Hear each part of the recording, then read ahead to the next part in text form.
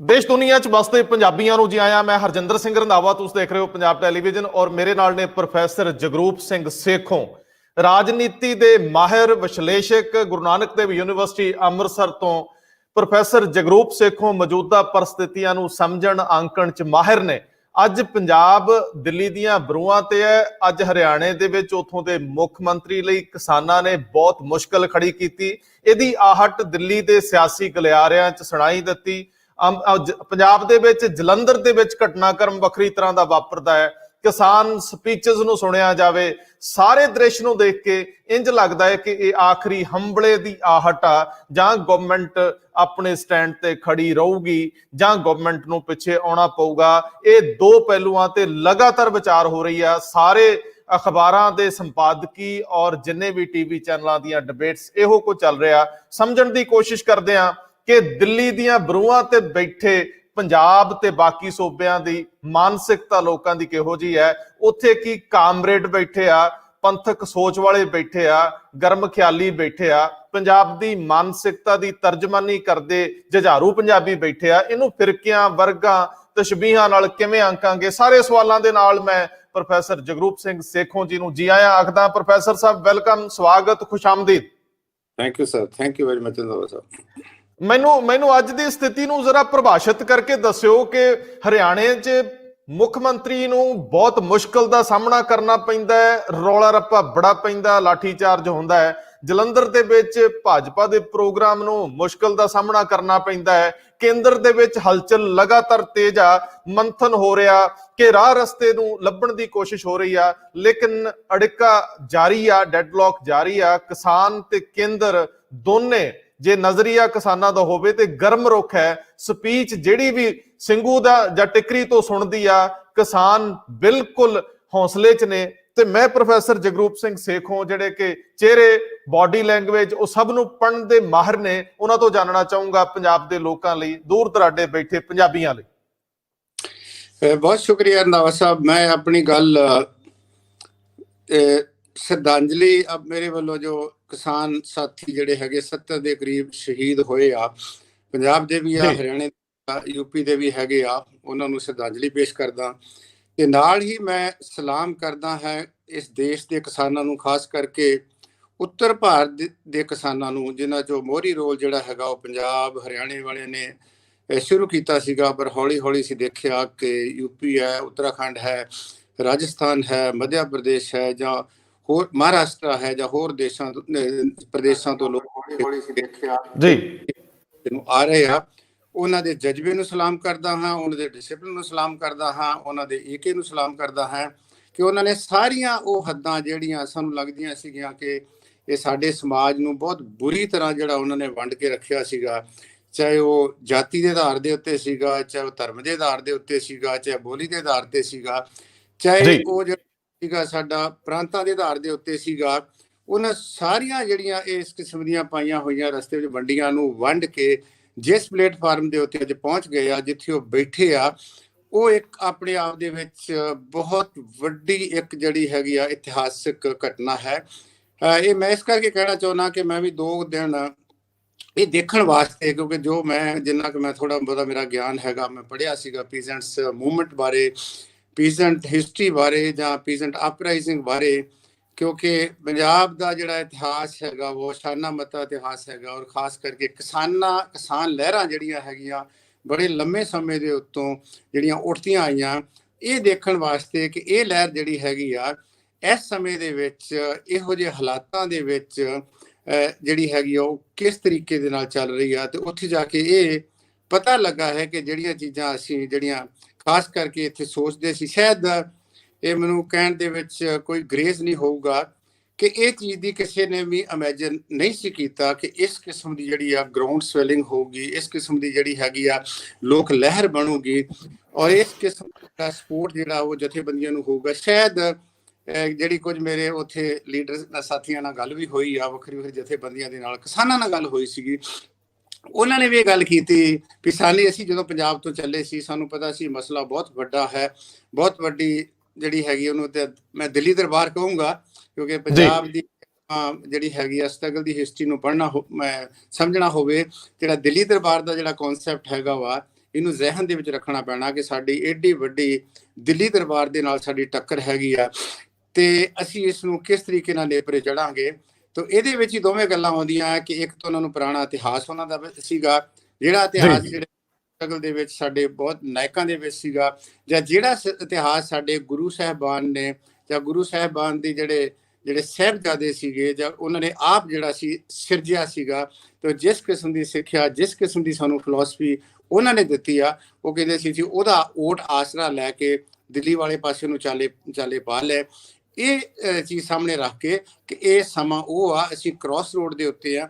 ਜਿਸ ਤਰੀਕੇ ਦੇ ਨਾਲ ਸਮੇਂ ਦੀਆਂ ਹਕੂਮਤ, ਖਾਸ ਕਰਕੇ ਜਿਹੜੀ ਦਿੱਲੀ ਦੀ ਹਕੂਮਤ ਵਾ, ਉਹਦਾ ਵਰਤਾਰਾ ਹੈ, ਜਾਂ ਜਿਸ ਕਿਸਮ ਦੇ ਕੰਮ ਉਹਨਾਂ ਨੇ ਪਿਛਲੇ ਸਮੇਂ ਦੇ ਵਿੱਚ ਕੀਤੇ ਹੈ ਕਿ ਹਰ ਚੀਜ਼ ਨੂੰ ਬੁਲਡੋਜ਼ ਕਰਨ ਵਾਲੀ ਗੱਲ ਹੈਗੀ ਆ, ਕਿਸੇ ਨੂੰ ਸਹਿਮਤੀ ਵਾਲੀ ਕੋਈ ਗੱਲ ਨਹੀਂ ਹੈਗੀ ਉਹਦੇ ਵਿੱਚੋਂ। ਉਹਨਾਂ ਦਾ ਇੱਕੋ ਹੀ ਜਿਹੜਾ ਤਰੀਕਾ ਬਣ ਗਿਆ ਮਾਈ ਵੇ ਜਾਂ ਹਾਈਵੇ।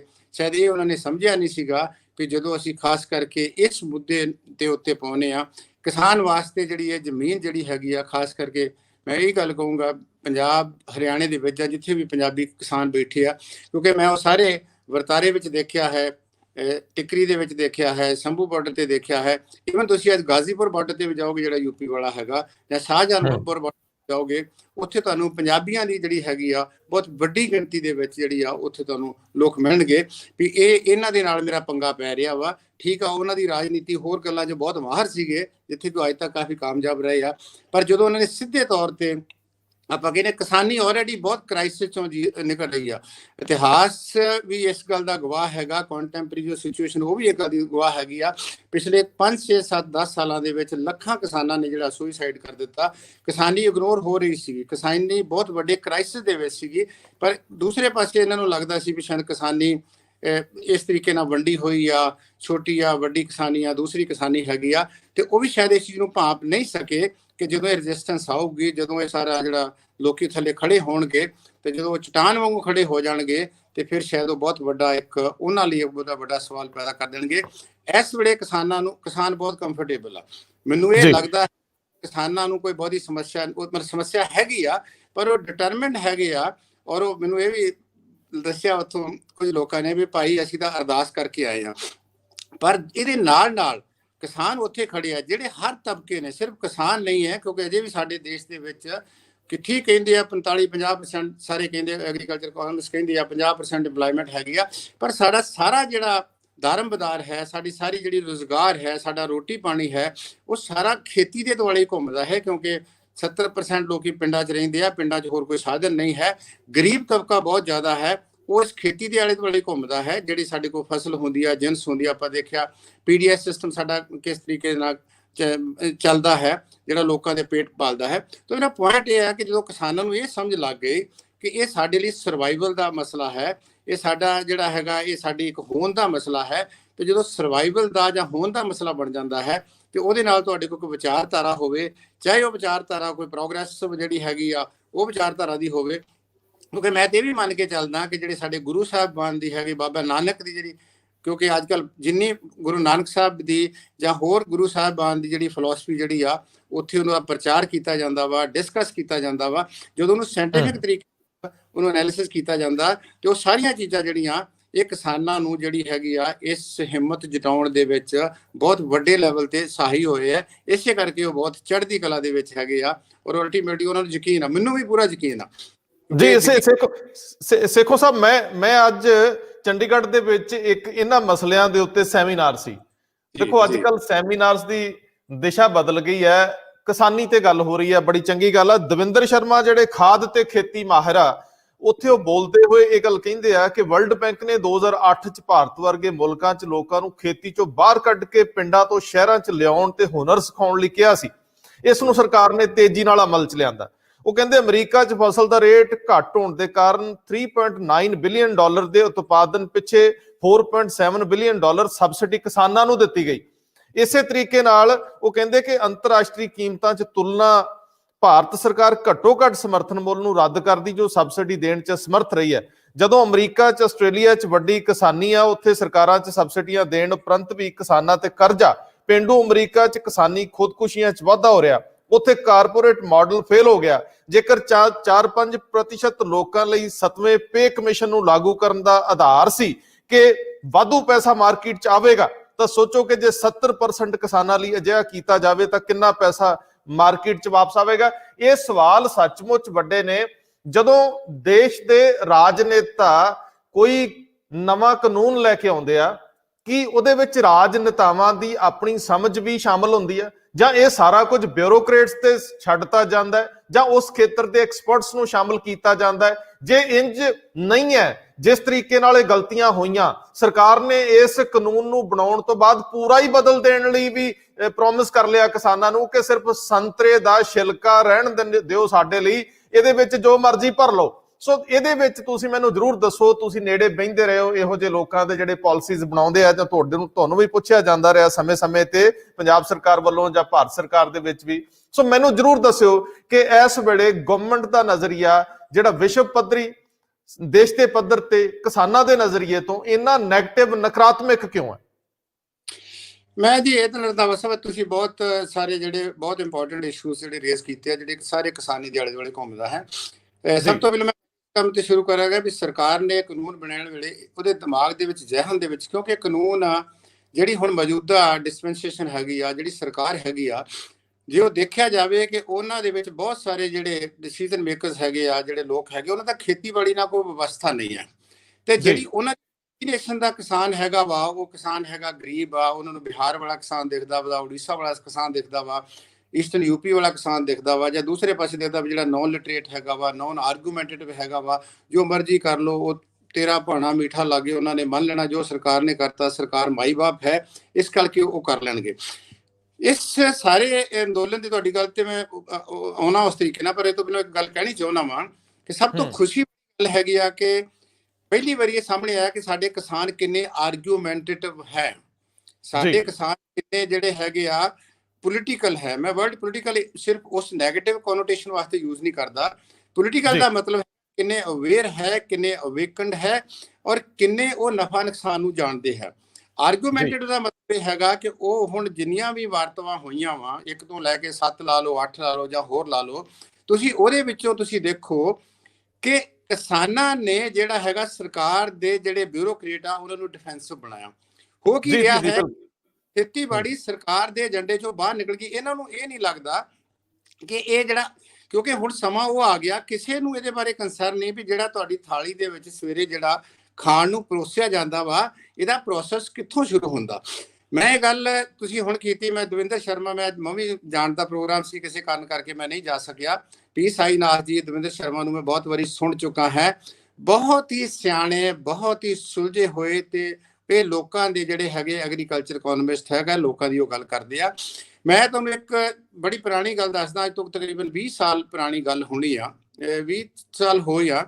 ਮੈਂ ਇੱਕ ਵਾਰੀ ਉੱਥੇ ਪੰਜਾਬ ਯੂਨੀਵਰਸਿਟੀ 'ਚ ਸੈਮੀਨਾਰ ਸੀਗਾ, ਉਹ ਕਰਵਾਇਆ ਸੀ ਅਗਰੇਰੀਅਨ ਇਹਦੇ ਉੱਤੇ, ਸਟਰਕਚਰ ਦੇ ਉੱਤੇ। ਉੱਥੇ ਮੈਂ ਉਸ ਦੇ ਵਿੱਚ ਇੱਕ ਉਹ ਹੀ ਸਨੋ ਮੋਰ, ਇੱਕ ਭਾਰਤੀ ਕਿਸਾਨ ਯੂਨੀਅਨ ਹੈਗੀ ਡਕੌਂਦਾ, ਬਲਕਾਰ ਸਿੰਘ ਡਕੌਂਦਾ ਉਹਦੇ ਜਿਹੜੇ ਸੀਗੇ, ਉਹ ਸੀਗੇ ਆਪਣੇ ਰਿਪਰੈਜ਼ੈਂਟੇਟਿਵ ਐਜ਼ ਏ ਕਿਸਾਨ ਦੇ ਤੌਰ ਤੇ ਉੱਥੇ ਆਏ ਸੀਗੇ। ਉਹਨਾਂ ਨੇ ਜਿਹੜਾ ਪੇਪਰ ਪੜ੍ਹਿਆ ਤੇ ਉਹਨਾਂ ਨੇ ਡਾਟਾ ਇਕੱਠਾ ਕਰਤਾ ਵੀ ਅਸੀਂ ਕਿਉਂ 1971 ਦਾ ਜਿਹੜਾ ਬੇਸ ਈਅਰ ਮੰਨ ਕੇ ਚੱਲਦੇ ਹਾਂ ਕਿ 71 ਦੇ ਵਿੱਚ 1 ਕਿਲੋ ਕਣਕ ਵੇਚ ਕੇ ਅਸੀਂ 1 ਲੀਟਰ ਡੀਜ਼ਲ ਲੈ ਕੇ ਤੇ ਸਾਡੇ ਕੋਲ 5 ਪੈਸੇ ਬਚ ਜਾਂਦੇ ਸੀਗੇ। ਹੁਣ ਅਸੀਂ ਜਿਹੜਾ ਵਾ ਉਸ ਸਮੇਂ ਦੀ ਮੈਂ ਗੱਲ ਕਰਦਾ ਕਿ 4 ਕਿਲੋ ਕਣਕ ਅਸੀਂ ਵੇਚੀਏ, 5 ਕਿਲੋ ਕਣਕ ਵੇਚੀਏ ਤੇ ਫਿਰ ਸਾਨੂੰ 1 ਲੀਟਰ ਡੀਜ਼ਲ ਨਹੀਂ ਆਉਂਦਾ। ਤੁਸੀਂ ਗੱਲ ਕਹੀ ਆ ਕਿ ਜਿਹੜੀ ਉਹਨੇ ਸਹਿਮਤ ਕਮਿਸ਼ਨ ਦੀ ਅੱਜ ਕੱਲ੍ਹ ਬਹੁਤ ਕਹਿੰਦੇ ਆ, ਮੈਂ ਆਪ ਦੇਖਿਆ ਕਿ ਤੁਸੀਂ EMPLOYEES ਦੀ ਸੈਲਰੀ ਦੇਖੋ ਕਿ ਪਿਛਲੇ 35 ਸਾਲਾਂ ਦੇ ਵਿੱਚ ਉਹ 300 ਗੁਣਾ ਜਿਹੜਾ ਮਤਲਬ 200 ਤੋਂ ਲੈ ਕੇ 300 ਗੁਣਾ ਉਹਦੇ ਵਿੱਚ ਵਾਧਾ ਹੋਇਆ। ਤੇ ਜਿਹੜੀ ਸਾਡੀ ਫਸਲ ਹੈਗੀ ਆ ਕਣਕ, ਸ਼ਾਇਦ 1985 ਦੇ ਵਿੱਚ 112 ਰੁਪਏ, ਜੇ ਮੈਨੂੰ ਮੈਂ ਖਿਆਲ ਦੇ ਆਲੇ ਦੁਆਲੇ ਸੀਗਾ, ਕਿਉਂਕਿ ਮੈਂ ਉਸ ਖੇਤੀ ਵੀ ਕੀਤੀ ਹੈ, ਖੈਰ ਬਦੇ ਮੈਨੂੰ ਲੱਗਦਾ ਕਿ 112 ਰੁਪਏ ਹੋਣੀ ਆ 1985 ਦੇ ਵਿੱਚ। ਇਸ ਵੇਲੇ ਕਣਕ ਦਾ ਰੇਟ ਵਾ ਉਹ MSP ਜਿਹੜੀ ਆ ਉਹ 1800-1900 ਰੁਪਇਆ ਹੈਗੀ ਆ, ਉਹ 15% ਜਿਹੜੀ ਆ ਉਹ ਇਨਕਰੀਜ਼ ਕੀਤੀ ਆ। ਦੂਸਰੇ ਪਾਸੇ ਤੁਸੀਂ ਡੀਜ਼ਲ ਵਾਲਾ ਰੇਟ ਲੈ ਲਓ, ਮੈਨੂੰ ਇਸ ਗੱਲ ਤੋਂ ਠੀਕ ਲੱਗਦਾ, ਜਾਂ EMPLOYEES ਦੀ ਸੈਲਰੀ ਲੈ ਲਓ। ਮਤਲਬ ਉਸ ਸਮੇਂ 'ਚ ਜਿਹੜਾ ਇੱਕ ਯੂਨੀਵਰਸਿਟੀ ਦੇ ਵਿੱਚ ਇੱਕ ਟੀਚਰ ਜਿਹੜਾ ਜੁਆਇਨ ਕਰਦਾ ਸੀਗਾ, ਉਹਨੂੰ ਕੋਈ 1700-1800 ਰੁਪਇਆ ਜਿਹੜੀ ਸੀਗੀ ਉਹ ਮਹੀਨੇ ਦੀ ਤਨਖਾਹ ਮਿਲਦੀ ਸੀਗੀ।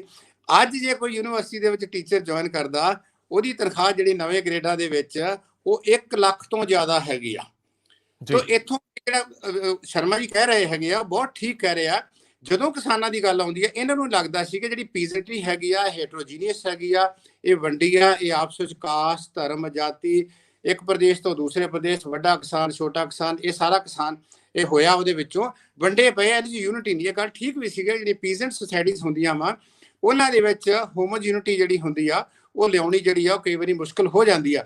ਪਰ ਅਸੀਂ ਇਹ ਦੇਖਿਆ ਕਿ ਇਸ ਸਾਰੀ ਲਹਿਰ ਦੇ ਵਿੱਚ ਕਿਉਂਕਿ ਸਮੇਂ ਬਦਲ ਗਏ, ਹੁਣ ਜੇ ਟੈਕਨੋਲੋਜੀ ਬਦਲ ਗਈ, ਹੁਣ ਕਿਸਾਨ ਉਹ ਕਿਸਾਨ ਜਿਹੜੇ ਨਹੀਂ ਰਹੇ, ਹੁਣ ਤੁਸੀਂ ਦੇਖ ਲਓ ਕਿ ਜਿਹੜੇ ਕਿਸਾਨ ਆਪਣੇ ਗੱਲਬਾਤ ਕਰਨ ਲਈ ਜਾਂਦੇ ਆ ਉਹ ਕਿੰਨੇ ਸਮਾਰਟ ਕਿਸਾਨ ਹੈਗੇ ਆ, ਕਿੰਨੇ ਪੜ੍ਹੇ ਲਿਖੇ ਆ, ਕਿੰਨੇ ਆਰਟੀਕੂਲੇਟ ਹੈ, ਕਿੰਨਾ ਉਹਨਾਂ 'ਚ ਕੰਸੈਂਸਸ ਹੈ। ਔਰ ਸਭ ਤੋਂ ਖੁਸ਼ੀ ਵਾਲੀ ਗੱਲ ਹੈਗੀ ਆ, ਚਾਹੇ 32 ਜਥੇਬੰਦੀਆਂ ਹੈ, ਚਾਹੇ 40 ਜਥੇਬੰਦੀਆਂ ਹੈ, ਚਾਹੇ ਇਹਨਾਂ ਦਾ 500 ਗਰੁੱਪ ਦਾ ਆਲ ਇੰਡੀਆ ਜਿਹੜੀ ਕਿਸਾਨ ਸਭਾ ਹੈਗੀ, ਜਿਹੜੀ ਕੋਆਰਡੀਨੇਸ਼ਨ ਕਮੇਟੀ ਆ ਉਹ 'ਚ 450 500 ਜਿਹੜੇ ਉਹਦੇ 'ਚ ਮੈਂਬਰ ਹੈਗੇ, ਜਿਹੜੇ BM ਸਿੰਘ ਹੈਗੇ ਆ, ਜੋਗਿੰਦਰ ਯਾਦਵ ਹੁਣੀ ਹੈਗੇ ਆ, ਇਹ ਸਾਰੇ ਇੱਕੋ ਬੋਲੀ ਬੋਲਦੇ ਆ। ਸਿਰਫ ਕਿਸਾਨ ਲੀਡਰ ਹੀ ਇੱਕ ਬੋਲੀ ਨਹੀਂ ਬੋਲਦੇ, ਜਿਹੜੇ ਕਿਸਾਨਾਂ ਦੇ ਮਗਰ ਬੈਠੇ ਟਰਾਲੀਆਂ 'ਚ ਬੰਦੇ ਬੈਠੇ ਆ ਉਹ ਵੀ ਜਦੋਂ ਤੁਹਾਡੇ ਵਰਗੇ ਸੱਜਣ ਉੱਥੇ ਜਾਣਗੇ ਉਹਨਾਂ ਨਾਲ ਗੱਲਬਾਤ ਕਰਨਗੇ, ਉਹ ਆਪਣੀ ਗੱਲ ਤੇ ਕਹਿ ਦੇਣਗੇ। ਜਦੋਂ ਉਹਨਾਂ ਨੂੰ ਇਹ ਪੁੱਛਦੇ ਆ ਵੀ ਬਾਪੂ ਜਾਂ ਮਾਤਾ ਗਾਂ ਕੀ ਕਰਨਾ ਵਾ, ਉਹ ਕਹਿੰਦੇ ਜੀ ਗਾਂ ਜੋ ਸਾਡੇ ਲੀਡਰ ਵਾ ਉਹ ਕਰਨਗੇ। ਇਹ ਗੱਲ ਠੀਕ ਆ। ਕਿਸਾਨਾਂ ਨੂੰ ਟੇਕਨ ਫਾਰ ਗ੍ਰਾਂਟਡ ਲੈ ਲਿਆ ਕਿ ਜੋ ਇਹਨਾਂ ਨੂੰ ਦੇ ਦਿਓ ਇਹਨਾਂ ਨੂੰ ਮਿਲ ਜਾਂਦਾ ਵਾ, ਔਰ ਉਹ ਕਰਦੇ ਵੀ ਸੀ। ਕਿਉਂਕਿ ਕਿਸਾਨ ਇੱਕ ਉਹ ਲੋਕ ਹੈਗੇ ਆ ਜਿਨ੍ਹਾਂ 'ਚ ਹਿੰਮਤ ਬਹੁਤ ਆ, ਹੌਸਲਾ ਬਹੁਤ ਆ। 6 ਮਹੀਨਿਆਂ ਬਾਅਦ ਅੱਜ ਫਸਲ ਬੀਜੀ ਆ, 6 ਮਹੀਨਿਆਂ ਬਾਅਦ ਉਹਨਾਂ ਨੇ ਕੱਟਣੀ ਆ, ਫਿਰ ਉਹਨਾਂ ਨੇ ਪੈਸੇ ਆਉਣੇ ਆ। ਇੱਕ ਨੌਕਰੀ ਪੇਸ਼ੇ ਵਾਲੇ ਬੰਦੇ ਨੂੰ ਹਰ ਮਹੀਨੇ ਪੈਸੇ ਮਿਲਦੇ ਆ, ਜੇ ਉਹਨੂੰ ਕਿਤੇ 15 ਦਿਨ ਉਹਦੀ ਤਨਖਾਹ ਲੇਟ ਹੋ ਜਾਂਦੀ ਆ ਉਹ ਹਿਊ ਐਂਡ ਕਰਾਈ ਸ਼ੁਰੂ ਹੋ ਜਾਂਦੀ ਆ। ਤਾਂ ਮੇਰਾ ਲੱਗਦਾ ਸੀ ਵੀ ਸਰਕਾਰ ਸੀਗੀ, ਇਹਨਾਂ ਨੇ ਬਹੁਤ ਅੰਡਰ ਐਸਟੀਮੇਟ ਕੀਤਾ। ਇਹ ਜਿਹੜੇ ਲੋਕ ਹੈ ਜਿੱਦਾਂ ਮਰਜ਼ੀ ਕਰੀ ਚਲੋ, ਕਿਉਂਕਿ ਇਹ ਸਰਕਾਰ ਦੇ ਪਿਛਲੇ ਸਮੇਂ 'ਚ ਖਾਸ ਕਰਕੇ ਮੈਂ ਗੱਲ ਇੱਥੇ ਅੰਡਰਲਾਈਨ ਕਰਨਾ ਚਾਹੁੰਦਾ ਵਾਂ। ਇੱਕ ਨਵੀਂ ਕਿਤਾਬ ਆਈ ਆ, ਉਹਨਾਂ ਪ੍ਰੋਫੈਸਰ ਜੋਗਿੰਦਰ ਯਾਦਵ ਹੁਣਾਂ ਨੇ ਲਿਖੀ ਆ, making sense of Indian democracy. ਉਹ 'ਚ ਫੋਕਸ ਪੁਆਇੰਟ ਹੈਗਾ ਕਿ 2019 ਤੋਂ ਬਾਅਦ ਸਾਡਾ ਨਵਾਂ ਰਿਪਬਲਿਕ ਸ਼ੁਰੂ ਹੋ ਰਿਹਾ।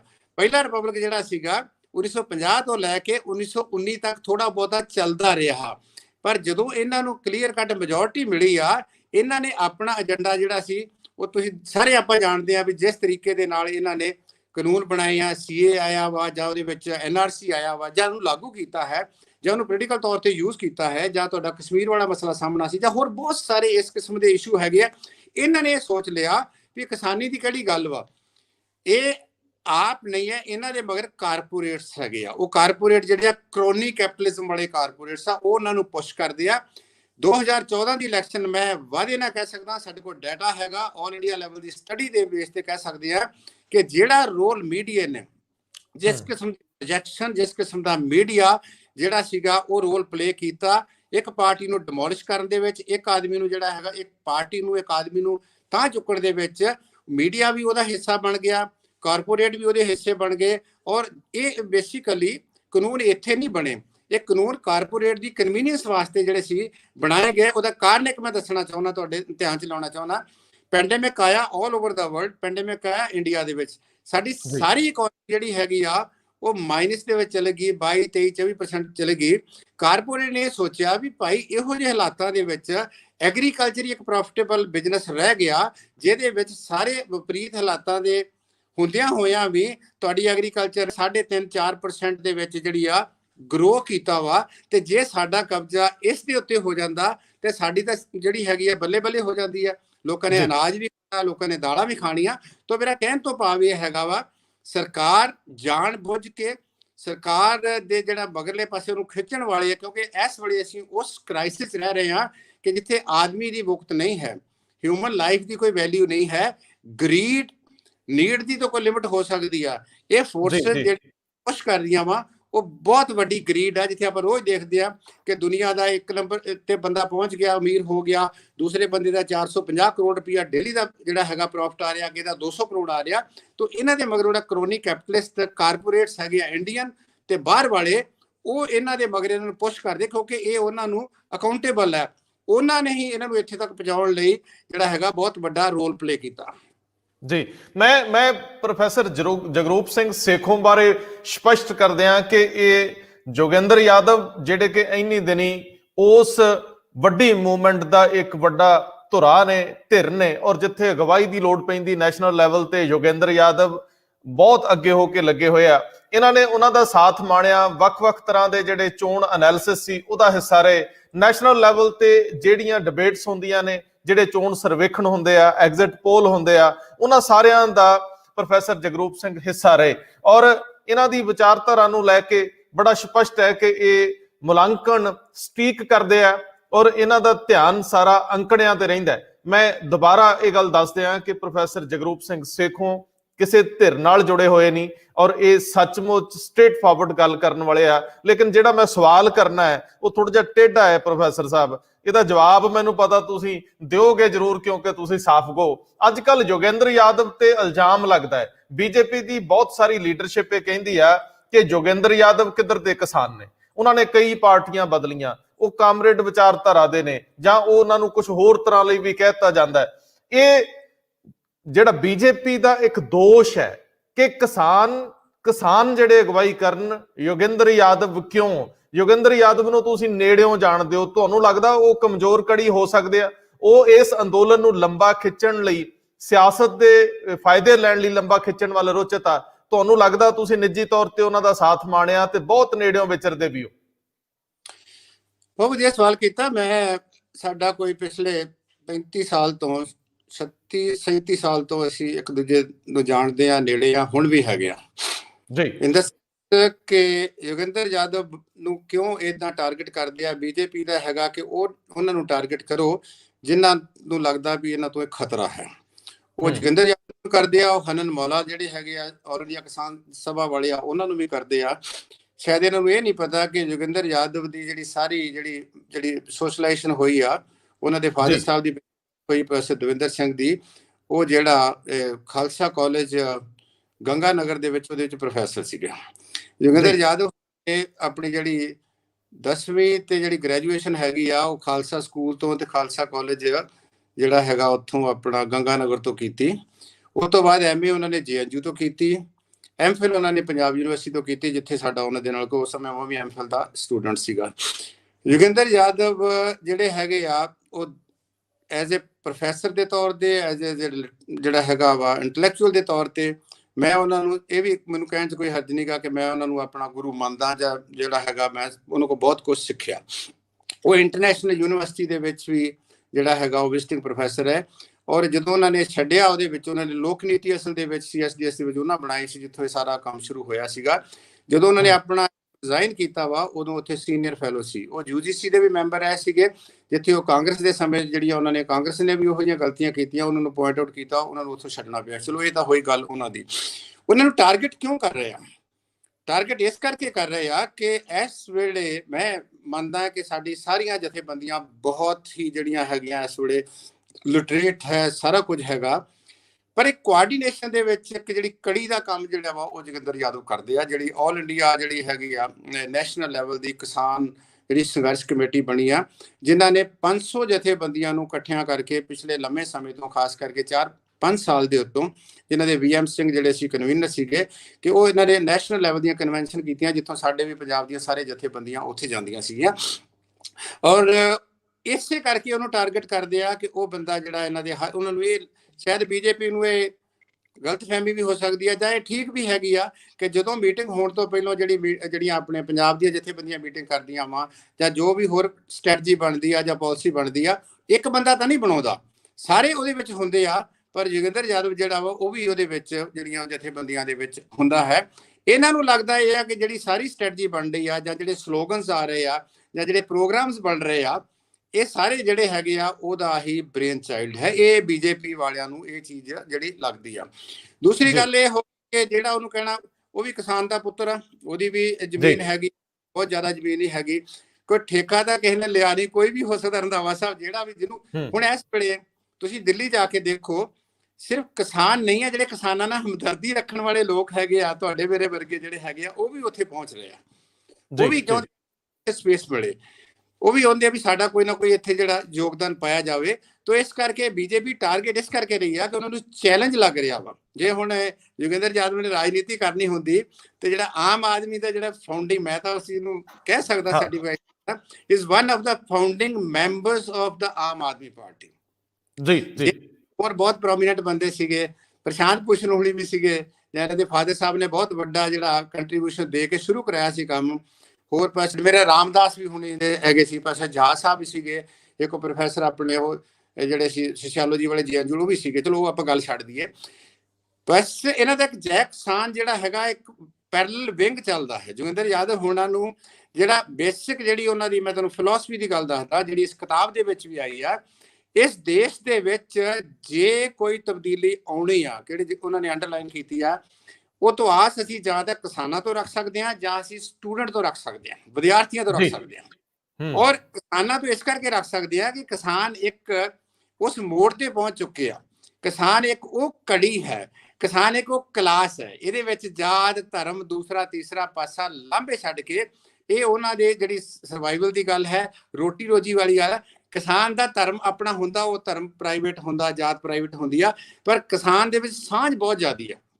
ਤੋ ਇਸ ਕਰਕੇ ਉਹ ਮੋਬਿਲਾਈਜ਼ ਕਰ ਰਹੇ ਆ। ਬੀਜੇਪੀ ਨੂੰ ਡਰ ਲੱਗ ਰਿਹਾ ਵਾ ਵੀ ਕੱਲ ਨੂੰ ਇਹ ਬੰਦਾ ਜਿਹੜਾ ਹੈਗਾ ਵਾ ਸਾਡੇ ਲਈ ਬਹੁਤ ਵੱਡਾ ਚੈਲੰਜ ਬਣ ਸਕਦਾ ਵਾ, ਔਰ ਉਹ ਕੋਸ਼ਿਸ਼ ਕਰ ਵੀ ਰਿਹਾ। ਉਹਦੀ ਚੰਗਾ ਬਹੁਤ ਵਧੀਆ ਅਕੈਡੈਮਿਕ ਸੀਗਾ, ਕੰਫਰਟੇਬਲ ਲਾਈਫ ਸੀਗੀ, ਸ਼ਾਇਦ ਮੈਨੂੰ ਪਤਾ ਨਹੀਂ ਕਹਿਣਾ ਚਾਹੀਦਾ। ਉਹਨਾਂ ਦੀ ਵਾਈਫ ਦਿੱਲੀ ਯੂਨੀਵਰਸਿਟੀ ਦੇ ਪ੍ਰੋਫੈਸਰ ਹੈਗੇ ਆ, ਹੈ ਸਾਰਾ ਕੁਝ ਠੀਕ ਆ, ਬਹੁਤ ਵਧੀਆ ਘਰ ਸਭ ਕੁਝ ਹੈਗਾ, ਸਾਰੇ ਸੁੱਖ ਤਿਆਗ ਕੇ ਹੋਰਾਂ ਨੇ ਵੀ ਕੀਤੇ ਆ, ਪਰ ਉਹ ਬੰਦਾ ਇਸ ਪਾਸੇ ਵੱਲ ਆਇਆ।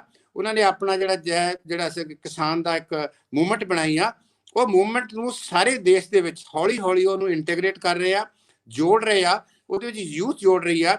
ਇਹੀ ਮੁੱਦੇ ਜਿਹੜੇ ਹੁਣ ਉੱਠ ਰਹੇ ਆ ਸਾਰੇ, ਉਹ ਸਾਰੇ ਮੁੱਦੇ ਡਿਸਕਸ ਕਰ ਰਹੇ ਆ। ਮੈਨੂੰ ਤੇ ਲੱਗਦਾ ਕਿ ਬੀਜੇਪੀ ਨੂੰ ਲੱਗਦਾ ਵੀ ਆਉਣ ਵਾਲੇ ਸਮੇਂ ਦੇ ਵਿੱਚ ਜਾਂ ਹੋਰ ਵੀ ਚੈਲੰਜ ਬਹੁਤ ਸਾਰੇ ਆ, ਵੀ ਇਹ ਵਿਅਕਤੀ ਜਿਹੜਾ ਸਾਰਿਆਂ ਨੂੰ ਇਕੱਠਿਆਂ ਕਰਕੇ ਤੇ ਸਾਰਿਆਂ ਨੂੰ ਨਾਲ ਲੈ ਕੇ ਤੇ ਸਾਡੇ ਲਈ ਇੱਕ ਬਹੁਤ ਵੱਡਾ ਚੈਲੰਜ ਖੜਾ ਕਰ ਸਕਦਾ ਹੈ, ਜਾਂ ਉਹਨੇ ਕੀਤਾ। ਹੁਣ ਇਹ ਬਾਰ-ਬਾਰ ਉਹ ਕਹਿ ਰਹੇ ਆ, ਹਰਿਆਣੇ ਦੇ ਜਿਹੜੇ ਤੁਸੀਂ ਇੰਸੀਡੈਂਟ ਦੀ ਗੱਲ ਕੀਤੀ ਜਿਹੜਾ ਅੱਜ ਹੋਇਆ, ਮੇਰੇ ਖਿਆਲ ਇਹ ਹਰਿਆਣੇ ਦੇ ਵਿੱਚ ਜਿੱਦਾਂ ਪੰਜਾਬ ਦੇ ਵਿੱਚ ਇੱਕ ਮੰਤਰੀ ਸਾਹਿਬਾਂ ਨੇ ਰਿਜ਼ਾਈਨ ਕੀਤਾ ਸੀ, ਕਹਿੰਦੇ ਇੱਕ ਵਿਕਟ ਡਿੱਗ ਪਈ ਆ, ਤੇ ਹਰਿਆਣੇ ਦੇ ਵਿੱਚ ਵਿਕਟ ਤਾਂ ਨਹੀਂ ਡਿੱਗੀ, ਪਰ ਉਹ ਸਾਰਾ ਜਿਹੜਾ ਖੇਲ ਸੀ ਉਹ ਵਾਈਟ ਵਾਸ਼ ਹੋ ਗਿਆ। ਤੁਹਾਨੂੰ ਪਤਾ ਹੋਣਾ ਚਾਹੀਦਾ ਵੀ ਅੱਜ ਉਹਨਾਂ ਦੀ ਮਹਾ ਪੰਚਾਇਤ ਰੈਲੀ, ਮੈਨੂੰ ਨਹੀਂ ਪਤਾ ਕਿ ਜਿਹੜੀ ਇੰਡੀਪੈਂਡੈਂਟ ਇੰਡੀਆ ਦੀ ਹਿਸਟਰੀ ਦੇ ਵਿੱਚ ਕਿਸੇ ਚੀਫ ਮਿਨਿਸਟਰ ਦਾ ਏਡਾ ਵੱਡਾ ਫੰਕਸ਼ਨ ਹੋਵੇ, ਸਟੇਟ ਲੈਵਲ ਦਾ ਫੰਕਸ਼ਨ ਹੋਵੇ, 5000 ਉੱਥੇ ਸਿਕਿਉਰਿਟੀ ਪਰਸਨ ਹੋਣਾ। ਆਪਾਂ ਸਭ ਨੂੰ ਪਤਾ ਜਦੋਂ ਸੀਐਮ ਸਾਹਿਬ ਨੇ ਆਉਣਾ ਹੁੰਦਾ ਤੇ ਸਾਰਾ ਤਾਮਝਾਮ ਉੱਥੇ ਲਾਇਆ ਜਾਂਦਾ, ਤੇ ਉੱਥੇ ਲੋਕਾਂ ਨੇ, ਉਹ ਲੋਕ ਇੱਕ ਧਰਮ ਵਾਲੇ ਨਹੀਂ ਸੀਗੇ, ਉਹ ਹਰਿਆਣਵੀ ਸੀਗੇ, ਹੋ ਸਕਦਾ ਉਹਦੇ ਵਿੱਚ ਕਿਸਾਨ ਸੀਗੇ, ਜਿਨ੍ਹਾਂ ਨੇ ਉਹ ਜਿਹੜਾ ਪ੍ਰੋਗਰਾਮ ਸੀਗਾ ਉਹ ਤੁਸੀਂ ਆਪਾਂ ਸਾਰਿਆਂ ਨੇ ਟੀਵੀ ਤੇ ਦੇਖਿਆ, ਮੈਂ ਜ਼ਿਆਦਾ ਨਹੀਂ ਕਹਿਣਾ ਚਾਹੁੰਦਾ, ਇੱਕ ਚੈਲੰਜ ਦਿੱਤਾ, ਔਰ ਜਿਹਨੂੰ ਉਹ ਕਹਿੰਦੇ ਆ ਕਿ ਅਸੀਂ ਟ੍ਰੇਲਰ ਵਿਖਾ ਰਹੇ ਆ। ਔਰ ਇਹੀ ਮੇਰੇ ਖਿਆਲ ਇੱਕ ਵੱਡਾ ਉਹਨਾਂ ਲਈ ਬਣ ਰਿਹਾ ਹੈ ਕਿ ਕੋਈ ਜਿਹੜੇ ਸਾਡੇ ਹੋਰ ਲੀਡਰ ਹੈਗੇ ਉੱਥੇ, ਗੁਰਨਾਮ ਸਿੰਘ ਚੜਾਨੀ ਸਾਹਿਬ, ਜਿਹੜੇ ਸ਼ਾਇਦ ਫਰੰਟ ਲਾਈਨ ਵਾਰੀਅਰ ਸੀ, ਜਿਨ੍ਹਾਂ ਨੇ ਸਭ ਤੋਂ ਪਹਿਲਾਂ ਬੈਰੀਕਾਡ ਤੋੜੇ ਸੀਗੇ। ਅੰਬਾਲੇ ਵਾਲਾ ਬੈਰੀਕੋਡ ਉਹਨਾਂ ਹੀ ਤੋੜਿਆ ਸੀ, ਜਿਸ ਤੋਂ ਬਾਅਦ ਪੰਜਾਬ ਵਾਲੇ ਅੱਗੇ ਵਧੇ ਚੱਲਿਆ ਸੀਗਾ। ਤਾਂ ਮੇਰੇ ਖਿਆਲ ਇਹ ਕਹਿੰਦੇ ਆ, ਕਿਉਂਕਿ ਸੱਟ ਜਿੱਥੇ ਕੋਈ ਜਾਂਦੇ ਨਾ, ਉਹ ਥਾਂ ਦੇ ਜਿੱਥੇ ਥੋੜਾ ਪਿੰਚ ਕਰਦਾ ਵਾ, ਫਿਰ ਉਹਦੀ ਜਿਹੜੀ ਗੱਲ ਜਿਹੜੀ ਆ ਉਹ ਬਾਹਰ ਆਉਂਦੀ ਆ। ਤੇ ਮੈਨੂੰ ਲੱਗਦਾ ਵੀ ਇਹ ਜਿਹੜੀ ਉਹਨਾਂ ਦਾ ਪੋਲੀਟੀਕਲ ਹੋ ਸਕਦਾ, ਜੋ ਵੀ ਉਹਦਾ ਪ੍ਰਚਾਰ ਕਰ ਰਹੇ ਆ, ਏਜੰਡਾ ਬਣਾ ਰਹੇ ਉਹਦੇ ਉੱਤੇ। ਅੱਛਾ, ਮੈਂ ਸੇਖੋਂ ਸਾਹਿਬ, ਕਿਉਂਕਿ ਤੁਸੀਂ ਬੜੀ ਮੁਹੱਬਤ ਨਾਲ ਸਾਰੀਆਂ ਗੱਲਾਂ ਕੀਤੀਆਂ ਤੇ ਸਾਫ਼ ਗੋਈ ਨਾਲ, ਹੁਣ ਮੈਂ ਇਸੇ ਹੀ ਗੱਲ, ਉਹ ਕਹਿੰਦੇ ਹੁੰਦੇ ਗੱਲ ਤੋਰਨੀ ਤੇ ਨਹੀਂ ਸੀ, ਗੱਲ ਤੋਰ ਪਈ ਤੇ ਫਿਰ ਸੁਣਾਇਆ ਗਿਆ। ਮੈਂ ਇਹ ਵੀ ਪੁੱਛ ਲਾਂ ਕਿ ਇਲਜ਼ਾਮ ਆਉਂਦੇ ਆ ਜਿਹੜੇ ਲੋਕ ਟਿਕਰੀ ਤੇ ਬੈਠੇ ਆ ਉਹਨਾਂ ਨੂੰ ਕਾਮਰੇਡ ਸੋਚ ਵਾਲੇ ਕਿਹਾ ਜਾਂਦਾ। ਹੁਣ ਤੁਸੀਂ ਕਾਮਰੇਡਾਂ ਨੂੰ ਨੇੜਿਓਂ ਦੇਖਿਆ ਤੇ ਉਹਨਾਂ ਦਾ ਆਨੰਦ ਮਾਣਿਆ, ਸਾਥ ਮਾਣਿਆ, ਤੇ ਤੁਸੀਂ ਸਟੱਡੀ ਵੀ ਬੜੀ ਡੂੰਘੀ ਕੀਤੀ ਆ ਇਹ ਜਿਹੜੀਆਂ ਨਕਸਲਾਈਟ ਮੂਵਮੈਂਟਸ ਤੋਂ ਲੈ ਕੇ ਹੁਣ ਤੱਕ ਆਉਂਦਿਆਂ ਪੰਜਾਬ ਦਾ ਮੁਹਾਂਦਰਾ ਕਿਵੇਂ ਬਦਲਦਾ ਹੈ। ਤੇ ਦੂਜੀ ਗੱਲ, ਜਦੋਂ ਅਸੀਂ ਸਿੰਘੂ ਬਾਰਡਰ ਵਾਲੇ ਪਾਸੇ ਜਾਂਦੇ ਆ ਤੇ ਕਦੇ ਉੱਥੇ ਟਰਾਲੀ ਟਾਈਮਸ ਨਿਕਲਦਾ ਹੈ, ਫਿਰ ਉਹਦੇ ਸਮਾਨਾਂਤਰ ਇੱਕ ਸਾਡੇ ਇਸ ਮਾਝੇ ਖਿੱਤੇ ਦੇ ਉਦੋਕੇ ਸਾਹਿਬ ਨੇ, ਉਹਨਾਂ ਦਾ ਇੱਕ ਨਜ਼ਰੀਆ ਵਿਊ ਪੁਆਇੰਟ ਆ ਜਾਂਦਾ। ਫਿਰ ਲੱਖਾ ਸਦਾਣਾ ਦੀ ਗੱਲ ਆ ਜਾਂਦੀ ਆ, ਜਿਹੜਾ ਅਸੀਂ ਕਦੇ ਵੈਸੇ ਜ਼ਿਕਰ ਇਹਨਾਂ ਇੱਥੇ ਨਹੀਂ ਕੀਤਾ ਇਹਨਾਂ ਮੰਚਾਂ ਤੋਂ, ਔਰ ਉਹਦੇ ਨਾਲ ਹੀ ਇੱਕ ਐਕਟਰ ਜਿਹੜਾ ਦੀਪ ਸਿੱਧੂ, ਉਹਦਾ ਵੀ ਜ਼ਿਕਰ ਆ ਜਾਂਦਾ। ਫਿਰ ਇਲਜ਼ਾਮ ਲੱਗਣੇ ਸ਼ੁਰੂ ਹੋ ਜਾਂਦੇ, ਇਹ ਇਸ ਧਿਰ ਦਾ ਬੰਦਾ, ਇਹ ਇਸ ਧਿਰ ਦਾ ਬੰਦਾ, ਇਹ ਸਰਕਾਰੀ ਏਜੰਟ ਹੈ, ਇਹ RSS ਨਾਲ ਜੁੜਿਆ ਹੋ ਸਕਦਾ। ਸੋ ਜਦੋਂ ਤੁਸੀਂ ਪੰਜਾਬ ਦੇ ਸਮੁੱਚੇ ਮੁਹਾਂਦਰੇ ਨੂੰ ਵੇਖਦੇ ਹੋ ਤੇ ਇਹਦਾ ਵਿਚਾਰ ਧਰਾਈ ਪਰਿਪੇਖ ਕਿਧਰੇ ਮਾਇਨੇ ਰੱਖਦਾ ਹੈ। ਤੁਹਾਡੀ ਸਟੱਡੀ ਔਰ ਤੁਹਾਡਾ ਮਾਈਨਿਊਟਲੀ ਬਰੀਕੀ ਨਾਲ ਇਹਨਾਂ ਸਾਰੇ ਵਰਤਾਰਿਆਂ ਨੂੰ ਨੇੜਿਓਂ ਨੀਝ ਨਾਲ ਤੱਕਣਾ ਤੇ ਇਹਨਾਂ ਦੀ ਸਟੱਡੀ ਕਰਨਾ, ਪੰਜਾਬ ਦਾ ਮੁਹਾਂਦਰਾ ਤੇ ਇਹਦੇ ਜਿਹੜੇ ਵਿਚਾਰਧਾਰਕ ਵਰਤਾਰੇ ਆ, ਇਹਨਾਂ ਨੂੰ ਕਿਵੇਂ ਡਿਫਾਈਨ ਕਰੋਗੇ? ਤੇ ਪੰਜਾਬ ਨੂੰ ਵੇਖੀਏ ਉੱਥੇ ਜਾਂ ਵਿਚਾਰਧਾਰਾਵਾਂ ਨੂੰ ਵੇਖੀਏ? ਮੈਨੂੰ ਲੱਗਦਾ ਕਿ ਮੈਨੂੰ ਇਹ ਸਵਾਲ ਤੁਹਾਡੇ ਜਵਾਬ ਇੱਥੇ ਸ਼ੁਰੂ ਕਰਨਾ ਚਾਹੁੰਦਾ। ਜਦੋਂ ਮੈਂ 6ਵੀਂ 7ਵੀਂ 'ਚ ਪੜ੍ਹਦਾ ਸੀ ਸਕੂਲ ਦੇ ਵਿੱਚ, ਪਤਾ ਨਹੀਂ ਹੁਣ ਹੈਗਾ ਨਹੀਂ, ਉੱਥੇ ਇੱਕ ਸਵਾਲ ਹੁੰਦਾ ਸੀਗਾ, ਸ਼ਾਇਦ ਆਇਆ ਵੀ ਸੀਗਾ, ਕਿ ਕਿ ਬਾਬਾ ਨਾਨਕ ਰੈਵੋਲੂਸ਼ਨਰੀ ਸੀ ਕਿ ਰਿਫਾਰਮਰ ਸੀਗਾ। ਤੇ ਉਹਦਾ ਜਿਹੜਾ ਸਾਨੂੰ ਮਾਸਟਰ ਨੇ, ਟੀਚਰ ਨੇ ਜੋ ਪੜ੍ਹਾਇਆ ਸੀਗਾ, ਜਾਂ ਜਿਹੜਾ ਜਵਾਬ ਸੀਗਾ, ਉਹ ਕਹਿੰਦੇ ਸੀ ਬਾਬਾ ਨਾਨਕ ਵਾਸ ਬੋਥ ਰੈਵੋਲੂਸ਼ਨਰੀ ਐਂਡ ਰਿਫਾਰਮਰ। ਤੇ ਦੋਵੇਂ ਚੀਜ਼ਾਂ ਸੀ। ਬਿਹਤਰੀਨ। ਹਾਂ, ਕਿ ਜੇ ਹੁਣ ਦੇਖਿਆ ਜਾਵੇ, ਜਿਹੜੇ ਤੁਸੀਂ ਦੋ ਸਵਾਲ ਰੇਜ਼ ਕੀਤੇ ਆ, ਇਹ ਕੰਟਰਾਡਿਕਟਰੀ ਨਹੀਂ ਹੈਗੇ। ਇਹ ਜਿਹੜਾ ਵਾ, ਇਹਨਾਂ 'ਚ ਬਹੁਤ ਸਾਰੀ ਜਿਹੜੀ ਹੈਗੀ ਆ ਆਪਸੀ ਜਿਹੜਾ ਨਾ ਇਹ ਸੰਬੰਧ ਹੈਗਾ, ਬਹੁਤ ਨੇੜੇ ਦਾ ਸੰਬੰਧ ਹੈਗਾ। ਇਹ ਚੀਜ਼ਾਂ ਉਠਾਈਆਂ ਜਾਂਦੀਆਂ ਕਿਉਂਕਿ ਜਿਹੜਾ ਸਰਕਾਰ ਨੂੰ ਲੱਗਦਾ ਸੀਗਾ ਵੀ ਇੱਥੇ ਹੈ ਕਿਹੜਾ ਬਚਿਆ, ਕਿਹੜਾ ਸਾਨੂੰ ਚੈਲੰਜ ਕਰਨ ਵਾਲਾ।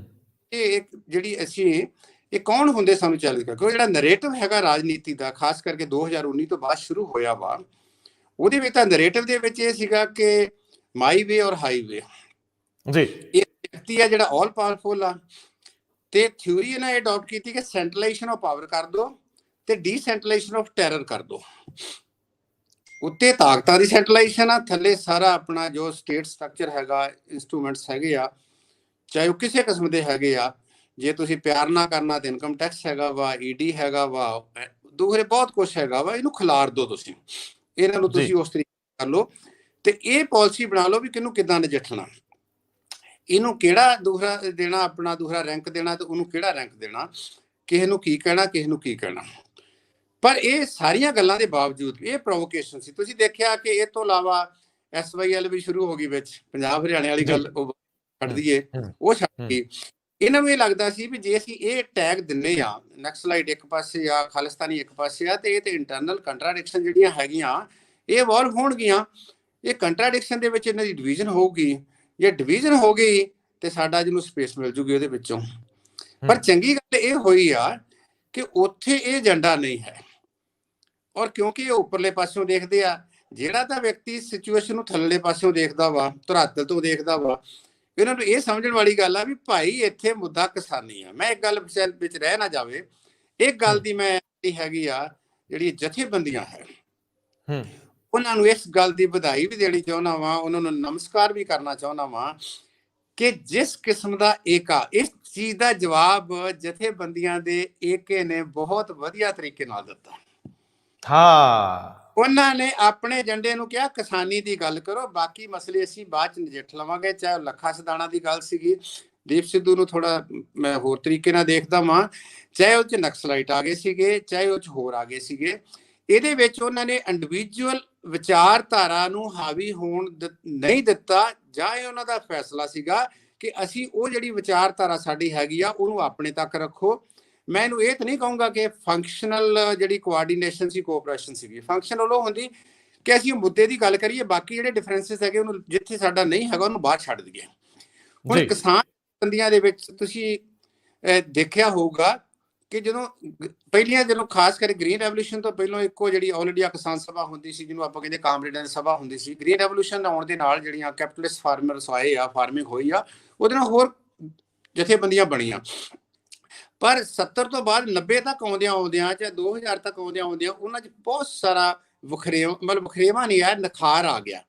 ਸੋ ਨਿਖਾਰ ਇਹ ਜ਼ਰੂਰ ਹੈਗਾ ਵੀ ਉਹ ਵੰਡੀਆਂ ਗਈਆਂ, ਪਰ ਉਹਨਾਂ ਸਾਰਿਆਂ ਦਾ ਆਬਜੈਕਟਿਵ ਤੇ ਏਮ ਜਿਹੜਾ ਸੀਗਾ ਉਹ ਛੋਟੀ ਕਿਸਾਨੀ ਨੂੰ ਜਾਂ ਦਰਮਿਆਨੀ ਕਿਸਾਨੀ ਨੂੰ ਬਚਾਉਣ ਵਾਲੇ ਪਾਸੇ ਸੀਗਾ। ਜਦੋਂ ਆਪਾਂ ਸਭ ਨੂੰ ਪਤਾ ਵੀ 80-85% ਲੋਕਾਂ ਕੋਲ 5 ਏਕੜ ਚਾਹੇ 7 ਏਕੜ ਜ਼ਮੀਨ ਹੈਗੀ, ਚਾਹੇ 10 ਏਕੜ ਪੰਜਾਬ 'ਚ ਹੈਗੀ ਆ, 10 ਏਕੜ ਦੇ ਨਾਲ ਤੁਸੀਂ ਕਿੱਦਾਂ ਸਰਵਾਈਵ ਕਰਨਾ, ਇਹ ਉਹਨਾਂ ਦਾ ਏਜੰਡਾ ਬਣ ਗਿਆ। ਸੋ ਪਹਿਲੀ ਗੱਲ ਤਾਂ ਇਹ ਵੀ ਜਿਹੜਾ ਕਿਸਾਨਾਂ ਦਾ ਏਕਤਾ ਸੀਗਾ, ਜਾਂ ਜਿਹੜਾ ਇੱਕ ਮੁੱਠਤਾ ਜਿਹੜੀ ਹੈਗੀ ਸੀਗੀ, ਜਾਂ ਜਦੋਂ ਮੀਟਿੰਗਾਂ ਦੇ ਵਿੱਚ ਜਾਂਦੇ ਇਹਨਾਂ ਨੂੰ ਲੱਗਦਾ ਸੀਗਾ ਕਿ ਸਾਰਿਆਂ ਨੂੰ ਸੱਦ ਲਓ, ਉੱਥੇ ਆਪਣੀ ਬੋਲੀ ਬੋਲਣਗੇ, ਬੋਲੀ ਇੱਕ ਬੋਲਦੀ ਆ, ਤੇ ਇਹ ਜਵਾਬ ਉਹਦੇ ਵਿੱਚੋਂ ਉਹਨਾਂ ਨੇ ਦੇ ਦਿੱਤਾ ਇਹਨਾਂ ਨੂੰ ਵੀ ਭਾਈ ਦੇਖੋ, ਹਾਂ ਜਿਹੜੀ ਗੱਲ ਤੁਸੀਂ ਏਜੰਡਾ ਕਰਦੇ ਹੋ, ਜੋ ਤੁਸੀਂ ਪ੍ਰੋਪੇਗੈਂਡਾ ਕਰਦੇ ਜੋ, ਇਹ ਤੁਸੀਂ ਕਰਦੇ ਰਹੋ। ਔਰ ਸਭ ਤੋਂ ਵੱਡੀ ਗੱਲ ਇਹ ਆ ਕਿ ਉਹਨਾਂ ਨੇ ਜਿਹੜੀਆਂ ਖਾਸ ਕਰਕੇ ਕਿਸੇ ਨੂੰ ਅਲਾਓ ਨਹੀਂ ਕੀਤਾ। ਆਪਾਂ ਨੂੰ ਡਰ ਸੀ ਥੋੜਾ ਜਿਹਾ ਪਹਿਲਾਂ ਵੀ ਕਿਸੇ ਤਰੀਕੇ ਨਾਲ ਇਹ ਨਾ ਹੋਵੇ, ਕਿਉਂਕਿ ਇੱਕ ਸਮੇਂ ਤੇ ਸ਼ੁਰੂ ਹੋਇਆ ਸੀ, ਏਜੰਡੇ ਵਾਲੇ ਹੋ ਸਕਦੇ ਆ, ਸ਼ਰਾਰਤ ਵਾਲੇ ਹੋ ਸਕਦੇ ਆ, ਉਹ ਸਰਕਾਰ ਵਾਲੇ ਪਾਸਿਓਂ ਆ ਸਕਦੇ ਆ, ਇਹ 'ਚ ਕੋਈ ਆਪਾਂ ਨੂੰ ਸ਼ੱਕ ਹੋਣਾ ਚਾਹੀਦਾ। ਉਹ ਪਾ ਸਕਦੇ ਆ ਕਿਉਂਕਿ ਬੀਜੇਪੀ ਦਾ ਤੇ ਇੱਕ ਆਪਣਾ ਸਿੱਖ ਸੰਗਤ ਦਾ ਵੀ ਪਾਰਟ ਹੈਗਾ ਨਾ, ਉਹ ਸਾਰੇ ਖੂਬ ਸਿੱਖ ਵੀ ਹੈਗੇ ਆ, ਤੋ ਚੰਗੇ ਸਿੱਖ ਵੀ ਹੈਗੇ ਆ, ਪੂਰਨ ਸਿੱਖ ਵੀ ਹੈਗੇ ਆ, ਤੁਸੀਂ ਤੋੜ ਦਿਓ ਉਸ ਪਾਸੇ ਵੱਲ ਨੂੰ। ਕਿਸਾਨ ਵੀ ਹੈਗੇ ਹੋ ਸਕਦੇ ਉਹਨਾਂ ਦੇ ਵਿੱਚੋਂ ਕਰਕੇ। ਤਾਂ ਮੈਨੂੰ ਲੱਗਦਾ ਵੀ ਇਹ ਸਾਰੀ ਗੱਲ ਦਾ ਜਵਾਬ ਉਹ ਦੇ ਗਏ। ਔਰ ਇਹਦੇ ਨਾਲ ਸਰਕਾਰ ਜਿਹੜੀ ਸੀ ਉਹ ਬੈਕਫੁੱਟ ਦੇ ਉੱਤੇ ਆ ਗਈ। ਅੱਛਾ, ਮੈਨੂੰ ਸਰ ਤੁਹਾਨੂੰ ਰੋਕਦਾ ਅੱਛਾ ਤਾਂ ਨਹੀਂ ਲੱਗਦਾ, ਲੇਕਿਨ ਕਿਉਂਕਿ ਤੁਸੀਂ ਇੱਕ ਛੋਟੀ ਜੀ ਗੱਲ ਤੇ ਇਹ ਕਿਹਾ ਸੀ ਕਿ ਮੇਰੀ ਰਾਏ ਵੱਖਰੀ ਹੈ। ਤਾਂ ਦੇਖੋ, ਮੈਂ ਅੱਜ ਤੱਕ ਇਸ ਮੰਚ ਤੋਂ ਕਦੇ ਵੀ ਇਹ ਦੋ ਜਿਹੜੇ ਸਾਡੇ ਗਰਮ ਖਿਆਲੀ ਲੋਕ ਹੈ ਇੱਕ ਤਰ੍ਹਾਂ ਨਾਲ, ਇਹਨਾਂ ਦਾ ਜ਼ਿਕਰ ਨਹੀਂ ਕੀਤਾ, ਕਿਉਂਕਿ ਤੁਸੀਂ ਨੌਜਵਾਨਾਂ ਨਾਲ ਵਿਚਰਦੇ ਹੋ ਤੇ ਨੌਜਵਾਨਾਂ ਨੂੰ ਤੁਸੀਂ ਨੇੜਿਓਂ ਸਮਝਣ ਦੇ ਆਰ ਚ ਵੀ ਰਹਿੰਦੇ ਹੋ। ਮੈਂ ਤੁਹਾਡੀ ਕਾਰਜਸ਼ੈਲੀ ਨੂੰ ਦੇਖਿਆ ਤੇ ਤੁਸੀਂ ਸਪਸ਼ਟ ਵੀ ਬੜੇ ਹੋ। ਸੋ ਮੈਨੂੰ ਲੱਗਦਾ ਹੈ ਕਿ ਇਹ ਸਪਸ਼ਟਤਾ ਰੱਖੋਗੇ। ਦੀਪ ਸਿੱਧੂ ਨੂੰ ਲੈ ਕੇ ਕਈ ਤਰ੍ਹਾਂ ਦੇ ਰਿਊਮਰਸ ਵੀ ਰਹੀਆਂ, ਲੇਕਿਨ ਦੀਪ ਸਿੱਧੂ ਜਦੋਂ ਬੋਲਦਾ ਹੈ ਉਹਦੇ ਕੋਲ ਲਫ਼ਜ਼ ਦੀ ਜਿਹੜੀ ਚੋਣ ਆ ਉਹ ਬੜੀ ਸਟੀਕ ਰਹੀ ਹੈ। ਲੇਕਿਨ ਕਿਸਾਨ ਜਥੇਬੰਦੀਆਂ ਨੇ ਉਹਦੇ ਨਾਲੋਂ ਵਿੱਥ ਬਣਾ ਲਈ, ਉਹਨੂੰ ਆਪਣਾ ਮੰਚ ਨਹੀਂ ਦਿੱਤਾ, ਕਿਉਂਕਿ ਸ਼ੁਰੂ ਦੇ ਵਿੱਚ ਸ਼ਾਇਦ ਦੀਪ ਸਿੱਧੂ ਨੇ ਕਿਸਾਨ ਜਥੇਬੰਦੀਆਂ ਨਾਲ ਕੋਈ ਬਹੁਤਾ ਵਧੀਆ ਵਿਹਾਰ ਨਹੀਂ ਕੀਤਾ, ਉਹਨਾਂ ਦੀ ਆਲੋਚਨਾ ਗਲਤ ਤਰੀਕੇ ਨਾਲ ਕੀਤੀ। ਅੱਜ ਉਹ ਇੱਕ ਤਰ੍ਹਾਂ ਨਾਲ ਚਿੱਠੀ ਦੇ ਰੂਪ ਚ ਤਰਲਾ ਵੀ ਮਾਰਦਾ ਹੈ ਕਿ ਇਕੱਠੇ ਹੋ ਕੇ ਚੱਲੀਏ। ਸੋ ਉੱਥੇ ਬੈਠਾ ਵੀ ਹੈ। ਨੌਜਵਾਨੀ ਸਾਡੇ ਸਮਾਜ ਦੇ ਵਿੱਚ ਵੱਡਾ ਰੋਲ ਪਲੇ ਕਰਦੀ, ਜਿਵੇਂ ਤੁਸੀਂ ਕਿਹਾ ਕਿ ਸਟੂਡੈਂਟਸ ਨੇ ਤਬਦੀਲੀ ਲਿਆਉਣੀ ਹੁੰਦੀ ਆ, ਔਰ ਸਿਆਸੀ ਚੇਤਨਾ ਪਿਛਲੇ ਸਮੇਂ 'ਚ ਜਦੋਂ ਰੁਕੀ ਆ, ਸਟੂਡੈਂਟਸ ਵਾਲੇ ਨਜ਼ਰੀਏ ਤੋਂ ਫੈਡਰੇਸ਼ਨਸ ਔਰ ਜਿਹੜੀਆਂ ਸਟੂਡੈਂਟ ਯੂਨੀਅਨਸ ਉਹ ਕਾਰਜਸ਼ੀਲ ਨਹੀਂ ਰਹੀਆਂ ਤੇ ਸਿਆਸਤ 'ਚ ਖੜੋਤ ਆਈ, ਪਰਿਵਾਰਵਾਦ ਵਧਿਆ, ਲੋਕਾਂ ਨੇ ਆਪਣੇ ਬੱਚੇ ਹੀ ਲੈਣ ਦੇ ਅੱਗੇ ਜਿਨ੍ਹਾਂ ਨੂੰ ਸਿਆਸਤ ਦਾ ਕੁਝ ਨਹੀਂ ਸੀ ਪਤਾ, ਔਰ ਸੰਤਾਪ ਅਸੀਂ ਭੋਗਦੇ ਹੀ ਪਏ ਆ ਸਾਰੀਆਂ ਵੱਡੀਆਂ ਪਾਰਟੀਆਂ ਦੇ ਇਹ ਜਿਹੜੇ ਫਰਜ਼ੰਦ ਨੇ ਇਹਨਾਂ ਦਾ। ਮੈਂ ਤੁਹਾਡੇ ਤੋਂ ਇਹ ਸਮਝਣ ਦੀ ਕੋਸ਼ਿਸ਼ ਕਰਨਾ ਚਾਹੁੰਦਾ ਹੈ ਕਿ ਜਿਹੜਾ ਦੀਪ ਸਿੱਧੂ ਵਾਲਾ ਪ੍ਰਸੰਗ ਹੈ, ਇਸ ਪ੍ਰਸੰਗ ਨੂੰ ਪ੍ਰੋਫੈਸਰ ਸੇਖੋਂ ਸਾਹਿਬ ਦੇ ਨਜ਼ਰੀਏ ਨਾਲ ਜੇ ਸਮਝਣਾ ਹੋਵੇ ਤੇ ਕਿਵੇਂ ਸਮਝੀਏ?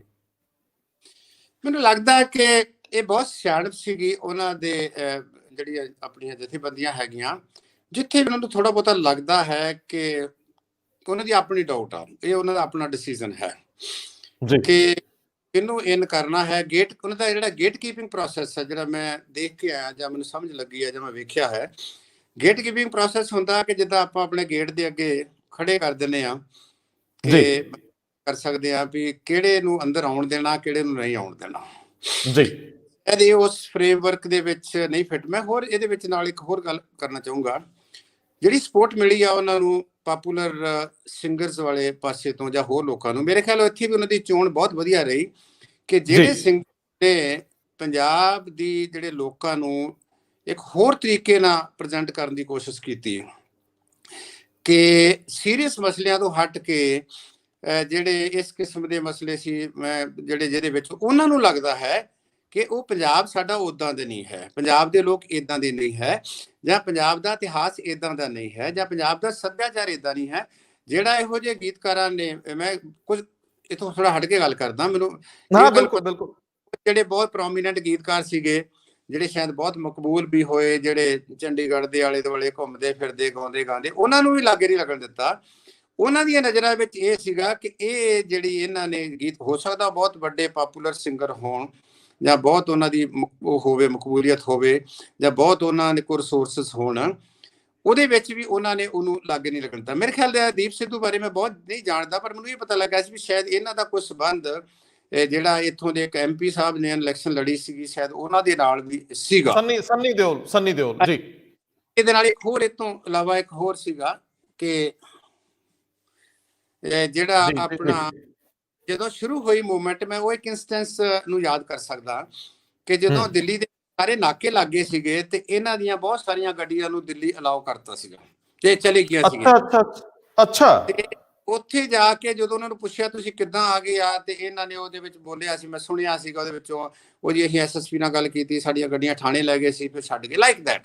ਇਹ ਇੱਕ ਨਰੇਟਿਵ ਦੇ ਵਿੱਚ ਗੱਲ ਹੈਗੀ ਆ ਕਿ ਹੋ ਕਮ ਕਿ ਇਹ ਜਿਹੜੇ ਜਦੋਂ ਇੰਨੀਆਂ ਗੱਡੀਆਂ ਇੱਥੋਂ ਜਾਣ ਨਹੀਂ ਦਿੰਦੇ, ਉਦੋਂ ਸਾਈਕਲ ਮਤਲਬ ਸਕੂਟਰ ਤੱਕ ਜਾਣ ਦਿੰਦੇ, ਤੇ ਇਹ ਲੋਕ ਕਿਵੇਂ ਉਹਦੇ ਵਿੱਚੋਂ ਪਹੁੰਚ ਗਏ। ਮੈਨੂੰ ਇਹ ਲੱਗਦਾ ਠੀਕ ਆ, ਜਿੰਨੀ ਇਹ ਗੇਟ ਕੀਪਿੰਗ ਆਪਣੀ ਤਗੜੀ ਰੱਖਣਗੇ, ਜਿੰਨਾ ਇਹ ਰੈਗੂਲੇਟਡ ਹੋਣਗੇ, ਜਿੰਨਾ ਹੀ ਇਹਨਾਂ ਜਿੱਥੋਂ ਇਹ ਆਪਣੇ ਉਹ ਬੰਦਿਆਂ ਨੂੰ, ਜਿਹਨਾਂ ਬੰਦਿਆਂ ਤੇ ਇਹਨਾਂ ਨੂੰ ਯਕੀਨ ਹੈਗਾ, ਕਿਉਂਕਿ ਸਰਕਾਰ ਹਰ ਹੀਲਾ ਵਰਤੂਗੀ, ਸਰਕਾਰ ਹਰ ਹੱਥਕੰਡਾ ਵਰਤੂਗੀ। ਸਰਕਾਰ ਨੇ ਕੋਸ਼ਿਸ਼ ਵੀ ਕੀਤੀ, ਸਰਕਾਰ ਨੇ ਵੀਕ ਕੜੀ ਵੀ ਲੱਭਣ ਦੀ ਕੋਸ਼ਿਸ਼ ਕੀਤੀ। ਉਹਦਾ ਇੱਕ ਐਗਜ਼ਾਮਪਲ ਇਹ ਹੈਗੀ ਆ ਕਿ ਜਦੋਂ ਇਹ ਦਿੱਲੀ ਨੂੰ ਜਾ ਰਿਹਾ ਸੀ, ਉਹਨਾਂ ਸਭ ਤੋਂ ਪਹਿਲਾਂ ਉਗਰਾਹਾਂ ਦੇ ਨਾਲ ਗੱਲ ਕੀਤੀ, ਫਿਰ ਉਹ ਕੱਲੇ ਹੋਰ ਲੀਡਰ ਨਾਲ ਗੱਲ ਕਰਦੇ ਆ, ਫਿਰ ਉਹਨਾਂ ਨੇ ਕਿਹਾ ਵੀ ਚਲੋ ਵੈਸਟਰਨ UP ਵਾਲੇ ਪਾਸਾ ਜਿਹੜਾ ਸੀ ਉਹ ਵੀਕ ਸੀਗਾ। ਇਹਦੇ ਵਿੱਚੋਂ ਤੁਹਾਨੂੰ ਪਤਾ ਵੀ ਹੋਵੇ, ਸ਼ਾਇਦ ਇੱਕ ਮੈਂ ਨਾਮ ਦਾ ਸ਼ਾਇਦ ਭੁੱਲਦਾ ਹੋਵਾਂ, ਇੱਕ ਕਿਸਾਨ ਲੀਡਰ ਵਿੱਚੋਂ ਛੱਡ ਕੇ ਵੀ ਚਲਾ ਗਿਆ ਸੀਗਾ। ਪਰ ਹੋਇਆ ਕੀ, ਲੀਡਰ ਨੂੰ ਬਾਹਰ ਕੱਢ ਕੇ ਜਿਹੜੀ ਜਥੇਬੰਦੀ ਸੀ ਉਹ ਉੱਥੇ ਬੈਠੀ ਆ। ਜੀ ਤੇ ਇਹਨਾਂ ਸਰਕਾਰ ਨੇ ਇਹੀ ਸ਼ੁਰੂ ਦੇ ਵਿੱਚ ਕੀਤਾ ਵੀ ਕਿਸੇ ਨਾ ਕਿਸੇ ਤਰੀਕੇ ਦੇ ਨਾਲ ਕੋਈ ਮੋਲ ਜਿਹੜਾ ਹੈਗਾ ਵਾ ਜਾਂ ਕੋਈ ਨਾ ਕੋਈ ਇਸ ਤਰੀਕੇ ਦਾ ਲਿੰਕ ਲੱਭਿਆ ਜਾਵੇ, ਜਿਸ ਤਰੀਕੇ ਦੇ ਨਾਲ ਅਸੀਂ ਉੱਥੇ ਸਪੇਸ ਬਣਾਈਏ, ਅੰਦਰ ਐਂਟਰ ਕਰ ਸਕੀਏ, ਜਾਂ ਉੱਥੇ ਕੋਈ ਇਸ ਕਿਸਮ ਦੀ ਗੱਲ ਹੋ ਜਾਵੇ। ਇਸੇ ਕਰਕੇ ਤੁਸੀਂ ਦੇਖਿਆ ਹਾਂ ਲੀਡਰ ਜਿਹੜੇ ਆ ਨਾ ਫੂਕ ਕੇ ਪੈਰ ਧਰਦੇ ਆ, ਬਾਰ-ਬਾਰ ਬੇਨਤੀ ਕਰਦੇ ਆ ਕਿ ਇਹਨੂੰ ਪੀਸਫੁਲ ਰੱਖਣਾ ਹੈ, ਇਹਦੇ ਵਿੱਚ ਕਿਸੇ ਕਿਸਮ ਦੀ ਉਸ ਕਿਸਮ ਦੀ ਗੱਲ ਨਹੀਂ ਆਉਣ ਦੇਣੀ। ਡਿਸਪਲਿਨ ਤੇ ਬਹੁਤ ਜ਼ੋਰ ਹੈ। ਤੇ ਮੇਰਾ ਖਿਆਲ ਆ ਕਿ ਇਹ ਜਿਹੜੇ ਲੋਕਾਂ ਨੂੰ ਉਹ ਨਹੀਂ ਆਉਣ ਦਿੰਦੇ, ਜਿਹੜੇ ਉੱਥੇ ਬੈਠੇ ਆ, ਜਿਹੜੀ ਉਹਨਾਂ ਦੀ ਕਮੇਟੀ ਆ ਜਿਹੜੀ ਸਾਰੀ ਸਕਰੀਨਿੰਗ ਕਰਦੀ ਆ, ਉਹ ਬਹੁਤ ਸਮਝਦਾਰ ਆ। ਉਹ ਫੀਡਬੈਕ ਲੈ ਕੇ ਸਾਰਾ, ਕਿਉਂਕਿ ਅੱਜ ਕੱਲ੍ਹ ਤਾਂ ਮਿਲ ਜਾਂਦੀ ਫੀਡਬੈਕ, ਲੈ ਕੇ ਉਹਨਾਂ ਲੋਕਾਂ ਨੂੰ ਕਰਦੀ ਆ ਕਿ ਮੇਨ ਸਟ੍ਰੀਮ ਦੇ ਵਿੱਚ ਆਣ ਕੇ। ਕਿਉਂਕਿ ਜੇ ਇੱਕ ਵੀ ਸ਼ਬਦ ਸਟੇਜ ਦੇ ਉੱਤੋਂ ਜਾਂ ਇੱਕ ਵੀ ਅੱਖਰ ਵਾਕ ਸਟੇਜ ਦੇ ਉੱਤੋਂ ਕਿਤੇ ਲੂਜ਼ ਜਿਹੜਾ ਹੈਗਾ ਸੀ ਉਹ ਨਿਕਲ ਗਿਆ, ਤੇ ਫਿਰ ਉਹਦਾ ਜਿਹੜਾ ਫਿਰ ਲੰਮੇ ਸਮੇਂ ਤੱਕ ਜਿਹੜਾ ਨਾ ਉਹਦਾ ਅਸਰ ਰਹੂਗਾ। ਜੀ ਪ੍ਰੋਫੈਸਰ ਸਾਹਿਬ, ਕਿਉਂਕਿ ਤੁਸੀਂ ਫਲੋ ਚੋ, ਮੈਂ ਰੋਕਣਾ ਨਹੀਂ ਚਾਹੁੰਦਾ। ਹੁਣ ਜਦੋਂ ਸਥਿਤੀ ਹਰ ਤਰੀਕੇ ਨਾਲ ਪੀਕ ਤੇ ਆ, ਸਿਖਰ ਤੇ ਆ, ਉਸ ਵੇਲੇ ਕਿਉਂਕਿ ਤੁਹਾਡਾ ਅਨੁਭਵ ਰਿਹਾ ਬਹੁਤ ਸਾਲਾਂ ਦਾ, ਤੁਸੀਂ ਬਹੁਤ ਨੇੜਿਓਂ ਦੇਖਿਆ ਸਰਕਾਰਾਂ ਦਾ ਨਜ਼ਰੀਆ, ਵੱਡੇ ਵੱਡੇ ਪੋਲੀਟੀਸ਼ੀਅਨਸ ਤੇ ਐਟੀਟਿਊਡ ਨੂੰ ਤੁਸੀਂ ਨਿਹਾਰਿਆ ਹੋਊਗਾ। ਰਾਜਨੀਤੀ ਦੇ ਵਿੱਚ ਚੋਣਾਂ ਵੀ ਆਉਂਦੀਆਂ ਤੇ ਮੁਸ਼ਕਲ ਹਾਲਾਤ ਵੀ ਬਣਦੇ, ਫੈਸਲਿਆਂ ਦੀਆਂ ਘੜੀਆਂ ਵੀ ਆਉਂਦੀਆਂ। ਹੁਣ ਜਦੋਂ ਪੂਰੀ ਤਰ੍ਹਾਂ ਘਿਰ ਗਈ ਆ ਕੇਂਦਰ ਦੀ ਸਰਕਾਰ, ਇਹਨਾਂ ਦੀ ਸਟੇਟ ਗਵਰਨਮੈਂਟ ਵੀ ਘਿਰ ਗਈ ਆ ਹਰਿਆਣੇ ਦੇ ਵਿੱਚ, ਉਸ ਵੇਲੇ ਮੈਂ ਨਾ ਮਾਨੂ ਵਾਲਾ ਹੀ ਰੱਟ ਲਗਾਤਾਰ ਅੱਗੇ ਜਾਊਗੀ।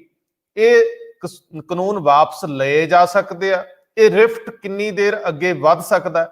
26 ਜਨਵਰੀ ਨੂੰ ਟਰੈਕਟਰ ਮਾਰਚ ਹੋਊਗਾ ਜਾਂ ਉਸ ਤੋਂ ਪਹਿਲਾਂ ਗੱਲ ਮੁੱਕ ਜੂਗੀ? ਤੁਹਾਡਾ ਵਿਜ਼ਨ, ਤੁਹਾਡਾ ਅਨੁਭਵ ਇਹਦੇ ਬਾਰੇ ਚ ਕਿੱਥੇ ਖੜਾ ਹੈ? ਮੇਰੇ ਖਿਆਲ ਆ ਕਿ ਜਿਹੜਾ ਅਸਲ 'ਚ ਹੁਣ ਸਵਾਲ ਇਹ ਹੈਗਾ, ਜਿੱਦਾਂ ਤੁਸੀਂ ਕਿਹਾ ਸੀਗਾ ਵੀ ਛਿਲਕਾ ਰੱਖ ਲਓ ਤੇ ਸਾਰਾ ਅੰਦਰਲਾ ਪਾਸਾ ਬਦਲ ਦਿਓ। ਇਹ ਡਰ ਉਹਨਾਂ ਨੂੰ, ਇਹ ਜਿਹੜਾ ਕਾਨੂੰਨ ਤਾਂ ਉਹਨਾਂ ਨੂੰ, ਜਿਹੜਾ ਮੈਨੂੰ ਲੱਗਦਾ ਹੈ ਕਿ ਕੋਈ ਵੀ ਹੋਰ ਉਹਨਾਂ ਕੋਲ ਆਲਟਰਨੇਟਿਵ ਨਹੀਂ ਹੈਗਾ। ਉਹ ਤਰਲੇ ਲੈਣ ਡਏ ਆ, ਰਿਪੀਲ ਦਾ ਆਲਟਰਨੇਟਿਵ ਦੇ ਦਿਓ, ਇੱਧਰ ਕਰ ਲਓ, ਇਹ ਕਰ ਲਓ। ਅਜੇ ਤੱਕ ਵੀ ਵੇਟ ਕਰਦੇ ਆ ਵੀ ਕੋਈ ਨਾ ਕੋਈ ਕਰਾਮਾਤ ਹੋ ਜਾਵੇ, ਕੋਈ ਨਾ ਕੋਈ ਚਮਤਕਾਰ ਹੋ ਜਾਵੇ ਤੇ ਸਾਡੀ ਰਹਿ ਜਾਵੇ। ਡਰ ਉਹਨਾਂ ਨੂੰ ਸਹਿ ਦਾ ਨਹੀਂ, ਡਰ ਉਹਨਾਂ ਨੂੰ ਪਏ ਦਾ ਹੈ। ਪਏ ਦਾ ਡਰ ਇਹ ਆ ਕਿ ਜਿਹੜਾ ਔਰਾ ਬਿਲਡ ਕੀਤਾ ਸੀ ਪਿਛਲੇ ਸਮੇਂ ਦੇ ਵਿੱਚ, 6 ਸਾਲਾਂ ਦੇ ਵਿੱਚ, ਚਾਹੇ ਉਹ ਪ੍ਰੋਮਿਸ ਕਰ ਚੰਗਾ ਕੰਮ ਕਰਨ ਦੇ ਵਿੱਚ, ਚਾਹੇ ਇੱਕ ਕਿਸਮ ਦਾ ਜਿਹੜਾ ਨਰੇਟਿਵ ਬਿਲਡ ਕੀਤਾ ਸੀਗਾ, ਜਾਂ ਇਸ ਕਿਸਮ ਦੀ ਜਿਹੜੇ ਇਮੇਜ ਬਿਲਡ ਕੀਤਾ ਸੀਗਾ, ਪਰਸਨੈਲਿਟੀਜ਼ ਦਾ ਕੀਤਾ ਸੀਗਾ, ਇਹਨਾਂ ਨੂੰ ਡਰ ਇਹ ਆ ਵੀ ਸਾਡਾ ਉਹ ਜਿਹੜਾ ਔਰਾ ਹੈ, ਇਹ ਜਿਹੜਾ ਹੁੰਦਾ ਨਾ ਘਰ, ਜਿਹੜਾ ਹੁੰਦਾ ਨਾ ਹਾਊਸ ਆਫ ਕਾਰਡਸ ਵਾਲਾ, ਉਹਦਾ ਖਿਲਰਨਾ ਸ਼ੁਰੂ ਹੋ ਜਾਣਾ। ਜੀ ਜੀ ਜੀ। ਮੈਂ ਲੱਗਦਾ ਹੈ ਕਿ ਪਹਿਲੀ ਗੱਲ ਤਾਂ ਇਹ ਹੈ ਕਿ ਡੈਮੋਕ੍ਰੇਸੀ ਕਿੱਥੇ ਰਹਿ ਗਈ। ਭਾਲਿਓ ਮਾਨਸੋ, ਲੋਕੀ ਕਹਿੰਦੇ ਕਾਨੂੰਨ ਨਹੀਂ ਚਾਹੀਦਾ, ਤੁਸੀਂ ਕਹੋ ਵੀ ਨਹੀਂ ਚਾਹੀਦਾ, ਜਾ ਲਓ ਜੀ ਠੀਕ ਆ, ਕਾਨੂੰਨ ਆ ਲੈ ਵਾਪਸ, ਅਸੀਂ ਤੁਹਾਡੇ ਭਲੇ ਲਈ ਕੰਮ ਕਰਨਾ ਸੀਗਾ, ਤੁਸੀਂ ਨਹੀਂ ਮੰਨਦੇ ਤੇ ਠੀਕ ਆ, ਅਸੀਂ ਕੁਛ ਨਹੀਂ। ਸਰਕਾਰਾਂ ਅੜੀ ਕਿਉਂ ਕਰਦੀਆਂ? ਮੇਰੇ ਲਈ ਸਭ ਤੋਂ ਵੱਡਾ ਇਸ ਵੇਲੇ ਚਿੰਤਾ ਦਾ ਕਾਰਨ ਇਹ ਹੈਗਾ ਵਾ ਕਿ ਜੇ ਹੁਣ ਇੰਨੀ ਅੜੀ ਕਰਦੇ ਆ ਤੇ ਕੱਲ ਨੂੰ ਆਉਣ ਵਾਲੇ ਸਮੇਂ ਦੇ ਵਿੱਚ ਖੁਦਾ ਨਾ ਖਾਸਤਾ, ਆਪਾਂ ਹੁਣੇ ਆਪਕੇ 2 ਡੈਮੋਕ੍ਰੇਸੀ ਦਾ ਅਸੀਂ ਪੜ੍ਹਾਉਂਦੇ ਹੁੰਦੇ ਸੀਗੇ, ਨਹੀਂ ਦੱਸਣਾ ਤੇ ਪੈਂਦਾ ਸੀਗਾ, ਤੁਹਾਨੂੰ ਪਤਾ ਸੀ ਵੀ ਡੈਮੋਕ੍ਰੇਸੀ ਹੈ ਕਿੱਦਾਂ ਦੀਆਂ। ਇੱਕ ਆਪਾਂ ਅਮਰੀਕਾ ਦੀ ਕਰਦੇ ਸੀਗੇ, ਉਹ ਕੁਆਲਿਟੀ ਵਾਈਜ਼ ਕਹਿੰਦੇ ਸੀ ਬੈਸਟ ਸੀਗੀ, ਸਾਡੀ ਕੁਆਂਟੀਟੀ ਵਾਈਜ਼ ਬਹੁਤ ਸੀਗੀ, ਕਿ 85 ਕਰੋੜ ਵੋਟਰ ਹੈਗੇ ਆ, 65-70% ਵੋਟਾਂ ਪਾਉਂਦੇ ਆ, ਸਾਰਾ ਉਹ ਕੁਛ ਸੀਗਾ। ਇੱਕ ਦਾ ਤਾਂ ਆਪਾਂ ਵੇਖ ਲਿਆ ਵੀ ਹਾਲ ਕੀ ਹੋਇਆ ਸਾਹਮਣੇ ਪਾਸੇ, ਆ ਦੇਖੋ ਪਾਰਲੀਮੈਂਟ ਹੀ ਕਬਜ਼ੇ ਚ ਲੈ ਲਈ ਜੀ, ਉਹ ਲੈ ਲਿਆ। ਹੁਣ ਉਸੇ ਤਰੀਕੇ ਦਾ ਜਿਹੜਾ ਪੈਟਰਨ ਜੇ ਕਿਤੇ ਇੱਥੇ ਤੇ ਨਹੀਂ ਡਿਵੈਲਪ ਹੋ ਰਿਹਾ। ਹੁਣ ਚਿੰਤਾ ਸਾਨੂੰ ਇਸ ਗੱਲ ਦੀ ਆ, ਸਰਕਾਰ ਜਿਹੜਾ ਹੈ, ਸਰਕਾਰ ਇਹਨੂੰ ਪ੍ਰੈਸਟੀਜ ਦਾ ਇਸ਼ੂ ਨਾ ਬਣਾਵੇ। ਇਹਨਾਂ ਨੂੰ ਪੰਜਾਬ ਦਾ ਜਾਂ ਕਿਸਾਨੀ ਦਾ ਇਤਿਹਾਸ ਪੜ੍ਹਨਾ ਚਾਹੀਦਾ ਹੈ। ਉਹਨਾਂ ਨੇ they have nothing to loose. ਇਹ ਬੜੀ ਪੁਰਾਣੀ ਸੇਇੰਗ ਆ, ਤੁਸੀਂ ਫੇਰ ਕਹਿਣਾ ਕਾਮਰੇਡ ਨਾਲ ਹੀ ਗੱਲ ਕਰਦੇ ਆ। ਨਹੀਂ ਐਸੀ ਕੁਝ। ਉੱਥੇ ਬੈਠੇ ਆ ਜਿਹੜੇ ਸਾਡੇ ਭੈਣ ਭਰਾ ਬੈਠੇ ਆ, ਜਿਹੜੀਆਂ ਮਾਈਆਂ ਬੈਠੀਆਂ, ਜਿਹੜੀਆਂ ਭੈਣਾਂ ਬੈਠੀਆਂ, ਜਿਹੜੇ ਜਵਾਨ ਲੋਕ ਬੈਠੇ ਆ, ਉਹ ਇੰਨੀ ਚੜ੍ਹਦੀ ਕਲਾ ਦੇ ਵਿੱਚ ਹੈਗੇ ਆ ਕਿ ਉਹਨਾਂ ਚੋਂ ਤਾਂ ਕਈ ਕਹਿੰਦੇ ਵੀ ਨਹੀਂ ਵੇ ਨਹੀਂ ਮੁੜਨਾ ਨਹੀਂ ਹੈ।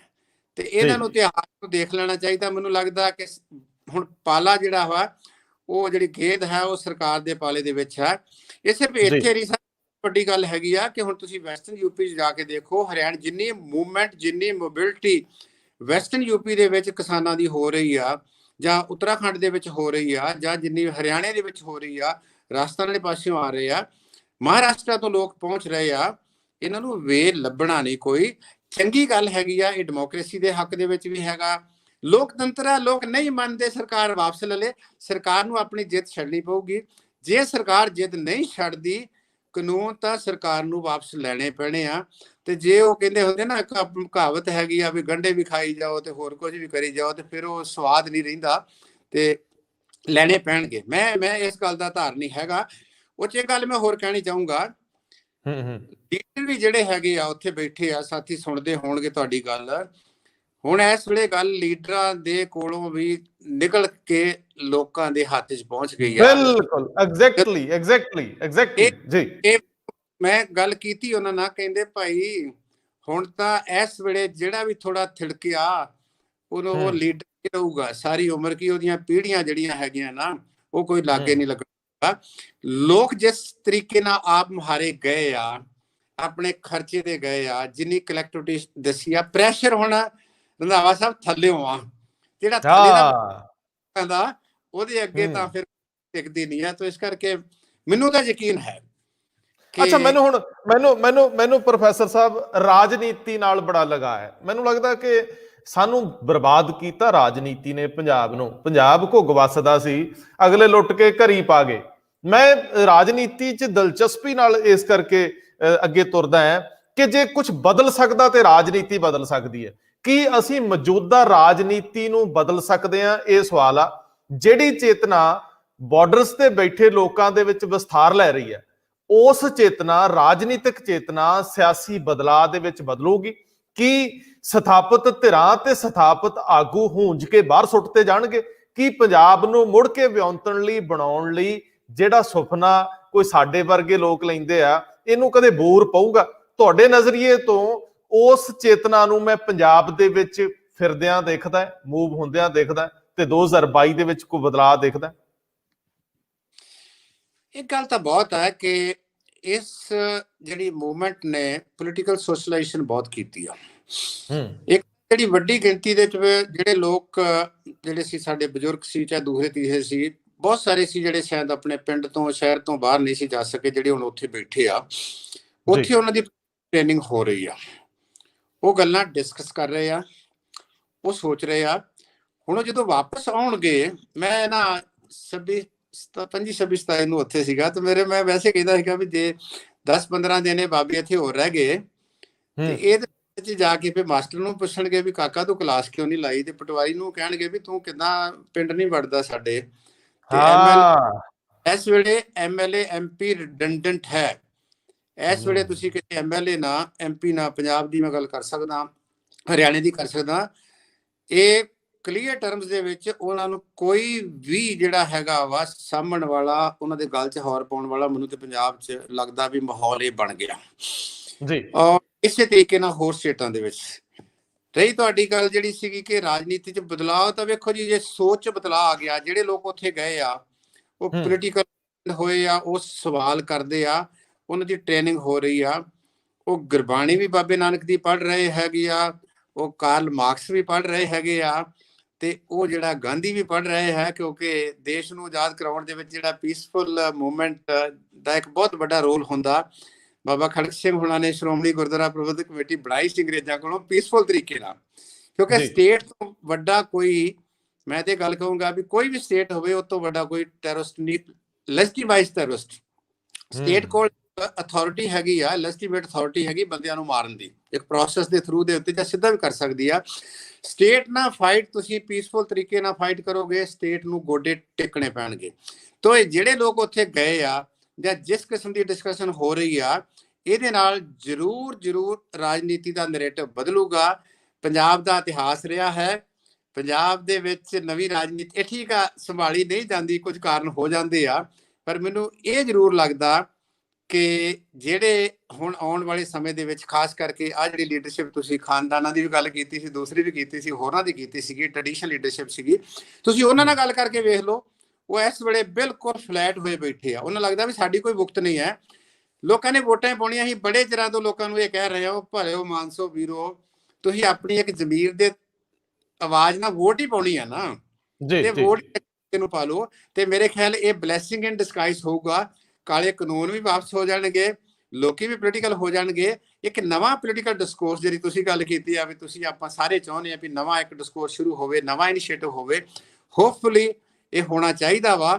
ਉਹ ਮੈਨੂੰ ਲੱਗਦਾ ਵੀ ਉਹਦੀ ਸ਼ੁਰੂਆਤ ਜਿਹੜੀ ਆ ਇਹ ਕਿਸਾਨੀ ਜਿਹੜੀ ਲਹਿਰ ਹੈਗੀ ਇਹਦੀ ਜਿੱਤ ਤੋਂ ਬਾਅਦ ਸਾਰੇ ਥਾਂ ਤੇ ਜਿਹੜੀ ਆ ਉਹ ਸ਼ੁਰੂ ਹੋਣ ਦੀ ਆਸ ਕਰ ਸਕਦੇ ਆ। ਪ੍ਰੋਫੈਸਰ ਸਾਹਿਬ ਕਿਉਂਕਿ ਮੇਰਾ ਲਾਲਚ ਬੜਾ ਵੱਡਾ ਹੈ, ਕਿਉਂਕਿ ਜਿਹੜੇ ਗੁਣੀ ਬੰਦੇ ਹੁੰਦੇ ਆ ਉਹਨਾਂ ਦਾ ਸਮਾਂ ਕੀਮਤੀ ਹੁੰਦਾ ਹੈ, ਤੇ ਜਦੋਂ ਉਹ ਗੱਲ ਫਲੋ ਚ ਕਰ ਰਹੇ ਹੁੰਦੇ ਆ ਨਾ ਜੀ, ਉਦੋਂ ਉਹਨਾਂ ਤੋਂ ਦੋ ਚਾਰ ਗੱਲਾਂ ਹੋਰ ਪੁੱਛ ਲੈਣੀਆਂ ਚਾਹੀਦੀਆਂ। ਇਹ ਮੇਰੇ ਲਾਲਚ ਆ, ਇਹਦੇ ਲਈ ਮੈਨੂੰ ਮਾਫੀ ਦੇ ਦਿਓ। ਤੇ ਮੇਰਾ ਸਵਾਲ ਇਹ ਹੈ ਕਿ ਅੱਜ ਉੱਥੇ ਇੱਕ ਗੱਲ ਤੁਰ ਪਈ ਕਲਚਰ ਦੀ, ਭਾਈਚਾਰਕ ਸਾਂਝਾਂ ਦੀ।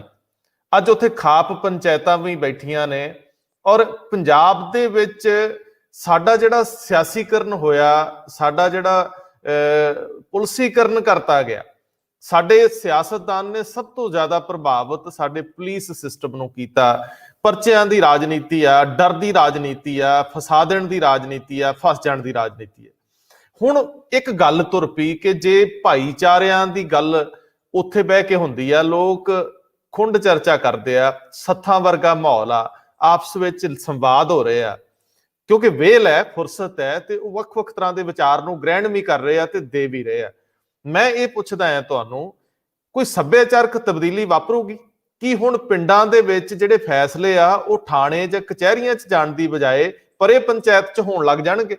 ਲੋਕ ਚੇਤਨ ਹੋਣ ਤੋਂ ਬਾਅਦ ਆਪਣੇ ਹੱਕਾਂ ਨੂੰ ਲੈ ਕੇ ਜਾਗਰੂਕ ਹੋਣਗੇ। ਆਪਣਾ ਜਿਹੜਾ ਉਹਨਾਂ ਨੂੰ ਨਪੀੜਿਆ ਜਾਂਦਾ, ਉਹਨਾਂ ਦਾ ਸ਼ੋਸ਼ਣ ਹੁੰਦਾ, ਭਾਵੇਂ ਕਿਸੇ ਸਰਕਾਰੀ ਧਿਰ ਵੱਲੋਂ ਹੋਵੇ, ਸਿਆਸੀ ਧਿਰ ਵੱਲੋਂ ਹੋਵੇ, ਜਾਂ ਆਪਣੇ ਹੀ ਜਿਹੜੇ ਤਗੜੇ ਲੋਕ ਦੋ ਚਾਰ ਹੁੰਦੇ ਪਿੰਡਾਂ 'ਚ, ਸ਼ਹਿਰਾਂ ਮੁਹੱਲਿਆਂ ਦੇ ਵਿੱਚ, ਉਹਨਾਂ ਦੇ ਹੱਥੋਂ ਹੁੰਦੇ ਸ਼ੋਸ਼ਣ ਤੋਂ ਬਚਣਗੇ।